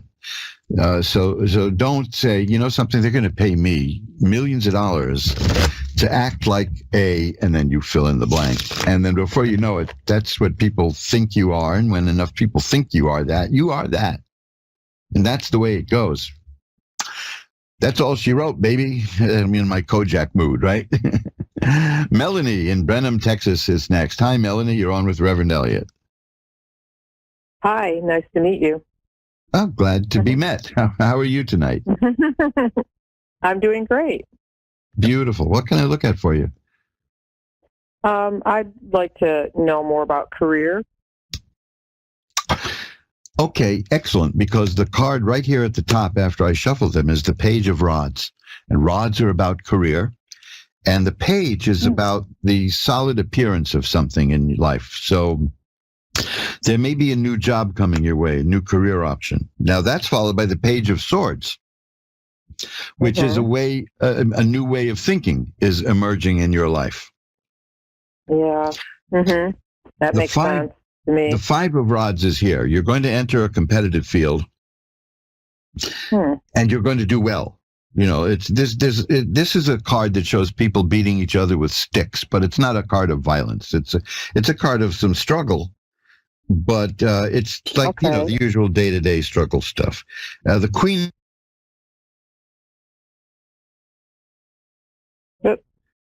Okay, and here's the Two of Rods again, which is waiting for something to bear fruit and results, but it's career. So you asked me about career, and 3 of the 5 cards are about career. So that's pretty good. Okay.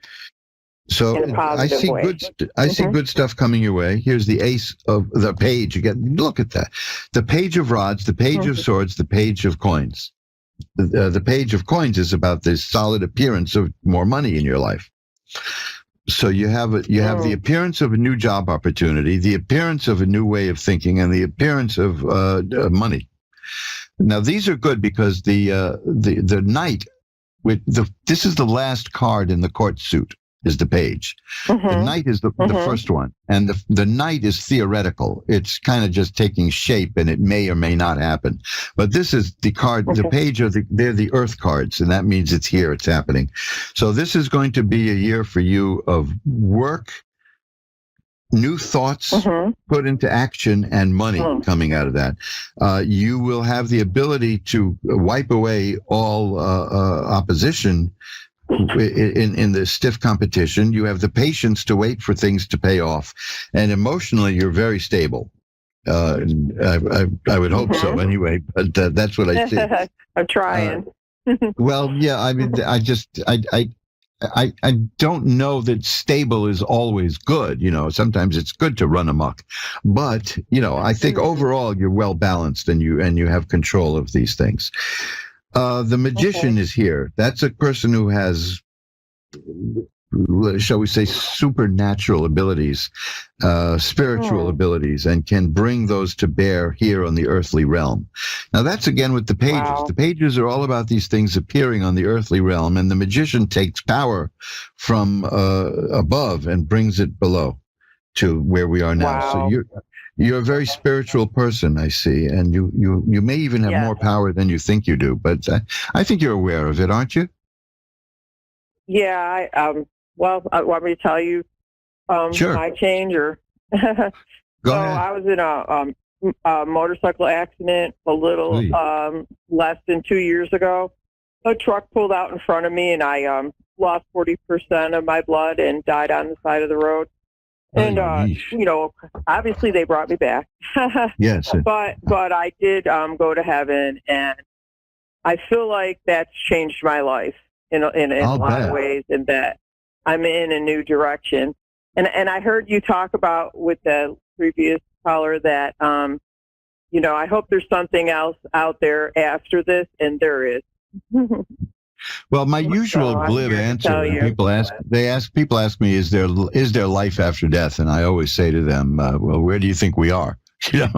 That's but that's just glib. Yes, there's too many things that happen to make me think that this is the end of the road for us. We may not exist the way we are now, but we'll exist, is how I feel. Woody Allen had the funniest line. I think it was in Hannah and her sisters about reincarnation and living our life over again. And he said, "Do you mean I have to sit through the ice capades another time?" No, it's a little more complex than that. Hey, listen to this. You've got 2 great cards here. These 2 rarely show up together. The Magician and the Fool. the fool is the beloved of God. If there was anything negative in your reading, it would have showed up. It would have been erased by this card's presence. So you're a person of great spiritual power and insight and understanding, and a little trip like the one you described will do it. Yeah, it did. It changed everything. Yeah. I know that as my grandmother many years ago lay in bed dying in the hospital, she was a little annoyed because nobody was paying attention to her husband, who was just sitting there watching her. Yeah. Well, her husband had died in 1925. I knew you were going to say that. Yes, I've heard those stories before. I've heard that, and I believe it, especially now since I experienced something like that. Mm-hmm. Well, there is a story that I have at my website, magic-works.com, which is you can find me relating it. But the short story is for years I ran a newspaper. My wife and I spent a little over 20 years running a newspaper. And there was an old kind of drunk man at a sleazy dive bar here in Hell's Kitchen that I loved and frequented back when I was drinking in those days. And one day he turned to me and said, your grandfather is very proud of what you're doing. And I said to him, oh, yeah? Yeah. Which grandfather? My mother's father or my father? And he said, the one in Germany who used to be a publisher. Now, wow, that blew my mind, because not even my wife knew about this, and I'm not even sure that my sister knew about this, but our grandfather was the publisher of Vogue magazine in Europe. And he said he's proud of what you're doing with your newspaper as a publisher. And then I must have had that look on my face, because the bartender came up to me and said, Joe just told you something about your family, didn't he? And I said, you mean he does this to other people too? He said, yeah, he gets enough to drink, and he starts to talk about people's dead ancestors, and he's right on, So these kind of things, we ignore them at our own peril, So it's very good. I'm glad you're back. I'm glad you survived and you're with us. And you're headed for you're headed for very interesting times, and it's all through your own efforts, and I applaud that. And in fact, let's applaud that here. See, there. Why not, right? Yeah. Now I get to I can write off the gadget. So I was surprised to be chosen for this, and it kind of like made me think, yes, maybe I do need to share the story and that kind of thing. And then please do. The cards that you pulled really surprised me. But you want me to tell you right now what happened? No, something. Develop it and write it down, and we'll see if we can put it someplace. How's that? Okay, I know what happened already. It was very clear. Well, it's good to have clarity, that's for sure. But I'm going to see if I can get another call in. I've just a few minutes left. All right. Thank you. That was wonderful. I appreciate it so much. Oh, I really enjoyed speaking with you, and I had a great time. Hope to hear from you again. Bye-bye now. Thank you. And let's go to Kelly right now in Owen Sound, Ontario in Canada. Hi, you're on with Reverend Elliott, Kelly. Hi, how are you? I'm doing well. How are you tonight? I'm okay, thank you. Well, let's see if we can make that a little better. What can I look at for you in the cards? My future. Well, okay. Let's see. I see you, and this is going to be happening pretty soon. I see that you're moving away from things in your life that weren't really working for you, and you're moving towards things that are working. Is that correct? Yes. You're making these improvements in your life. Well, that's good.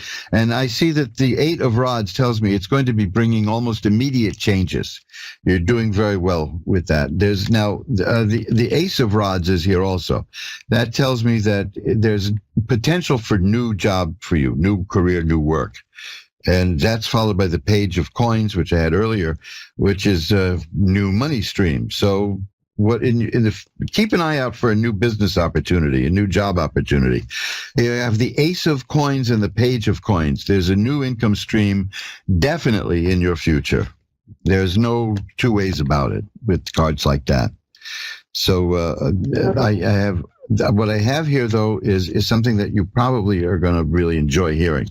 The Ten of Swords. It's an ugly looking card, but what it means is the worst is over. That you've been through some very rough times and you're still here. You survived. And you're going to get up and you're going to keep going. And the Ace of Cups is here, which is the beginning of happiness and joy and emotional well-being. So in essence, you went through some rough times lately and the world has thrown its worst at you, but you're still here. That's showing them, right? Yeah. So, it's difficult when rough times are over. It can be very hard to believe it. But I'm seeing that it's over. You have the Strength card here. That's you're a person of strength to overcome this. But you take a look at that Ten of Swords sometimes on most tarot decks. It's an ugly card that shows a person lying face down in the mud because that person has been hurt and beaten up and messed around with, but has lived and has survived and is not going to throw in the towel. So it's a good sign. Ultimately, I have the Ten of Cups. That's a card of perfected happiness. So very well done. You're going to survive all of this stuff and come out of it fine. Okay. Okay. So hang in there, and this show will be at the Ask One Radio archives. Check it out if you start doubting this, because a lot of people hear a good reading and then they're happy, but then they start to doubt it. But you give it a shot. Listen to it again. Here's another: the Sun, healing, health, growth, happiness, judgment, a rebirth for you. Yeah, you're headed. Your whole life is going to turn around for the better. And there's nothing more exciting than that. And you've been working on that. You've been making it happen, and it's going to happen. So congratulations. Okay, I've got to run now. Thank you. I certainly love ending on a high note like this, because that is a dynamic, wonderful reading. The worst is over. Okay, keep that in mind. All right. Thank you so much. My I pleasure. appreciate it. Bye-bye now. So, folks, we've come to the end of show number 400 on Ask One Radio with Reverend Elliot's Magical Window. For those of you new to Magical Window, that could mean you were born sometime in the last 14 years. So that's... This could be all new to you for all I know, and why not, right? That we are on every Wednesday at 11 Eastern, 10 Central, 9 Mountain, and 8 Pacific. I had a little technological snag here, or I would have had a very special show for the 400th, but we'll do it maybe for the 401st or 2nd. We'll get there yet. So remember, drop by magic-works.com. MAGICK. Yeah, I always want to say MOUSE, but MAGICK-works.com. And take a look. I've got over 100 pages there of fascinating magical information, audio, video, movies, all kinds of good stuff there. Free downloads, you name it. You can tool around there and pick up an education in magic.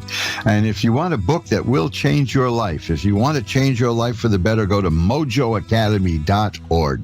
At mojoacademy.org, there is a book there that will change your life. And that is a promise. So I look forward to seeing you next week. If you haven't had your fill of me yet, you can contact me anytime. My email is asktarot, ASKTAROT, one word, lowercase, asktarot@earthlink.net. And maybe you can have one of those tarot readings with me half off. I do free mini readings for the Ask One Radio audience, and that's you. So collect it. Get a free mini reading. Get a free birth chart, too, from me. Put me to work. Exploit me. Treat me like that. Go ahead.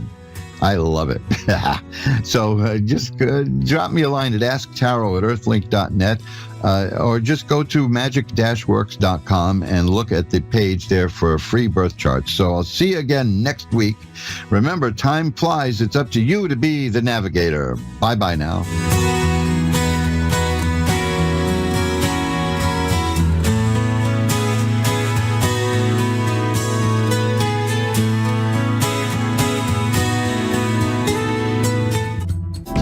everybody. Welcome to Astrology and Psychic Readings. Here, Lady D.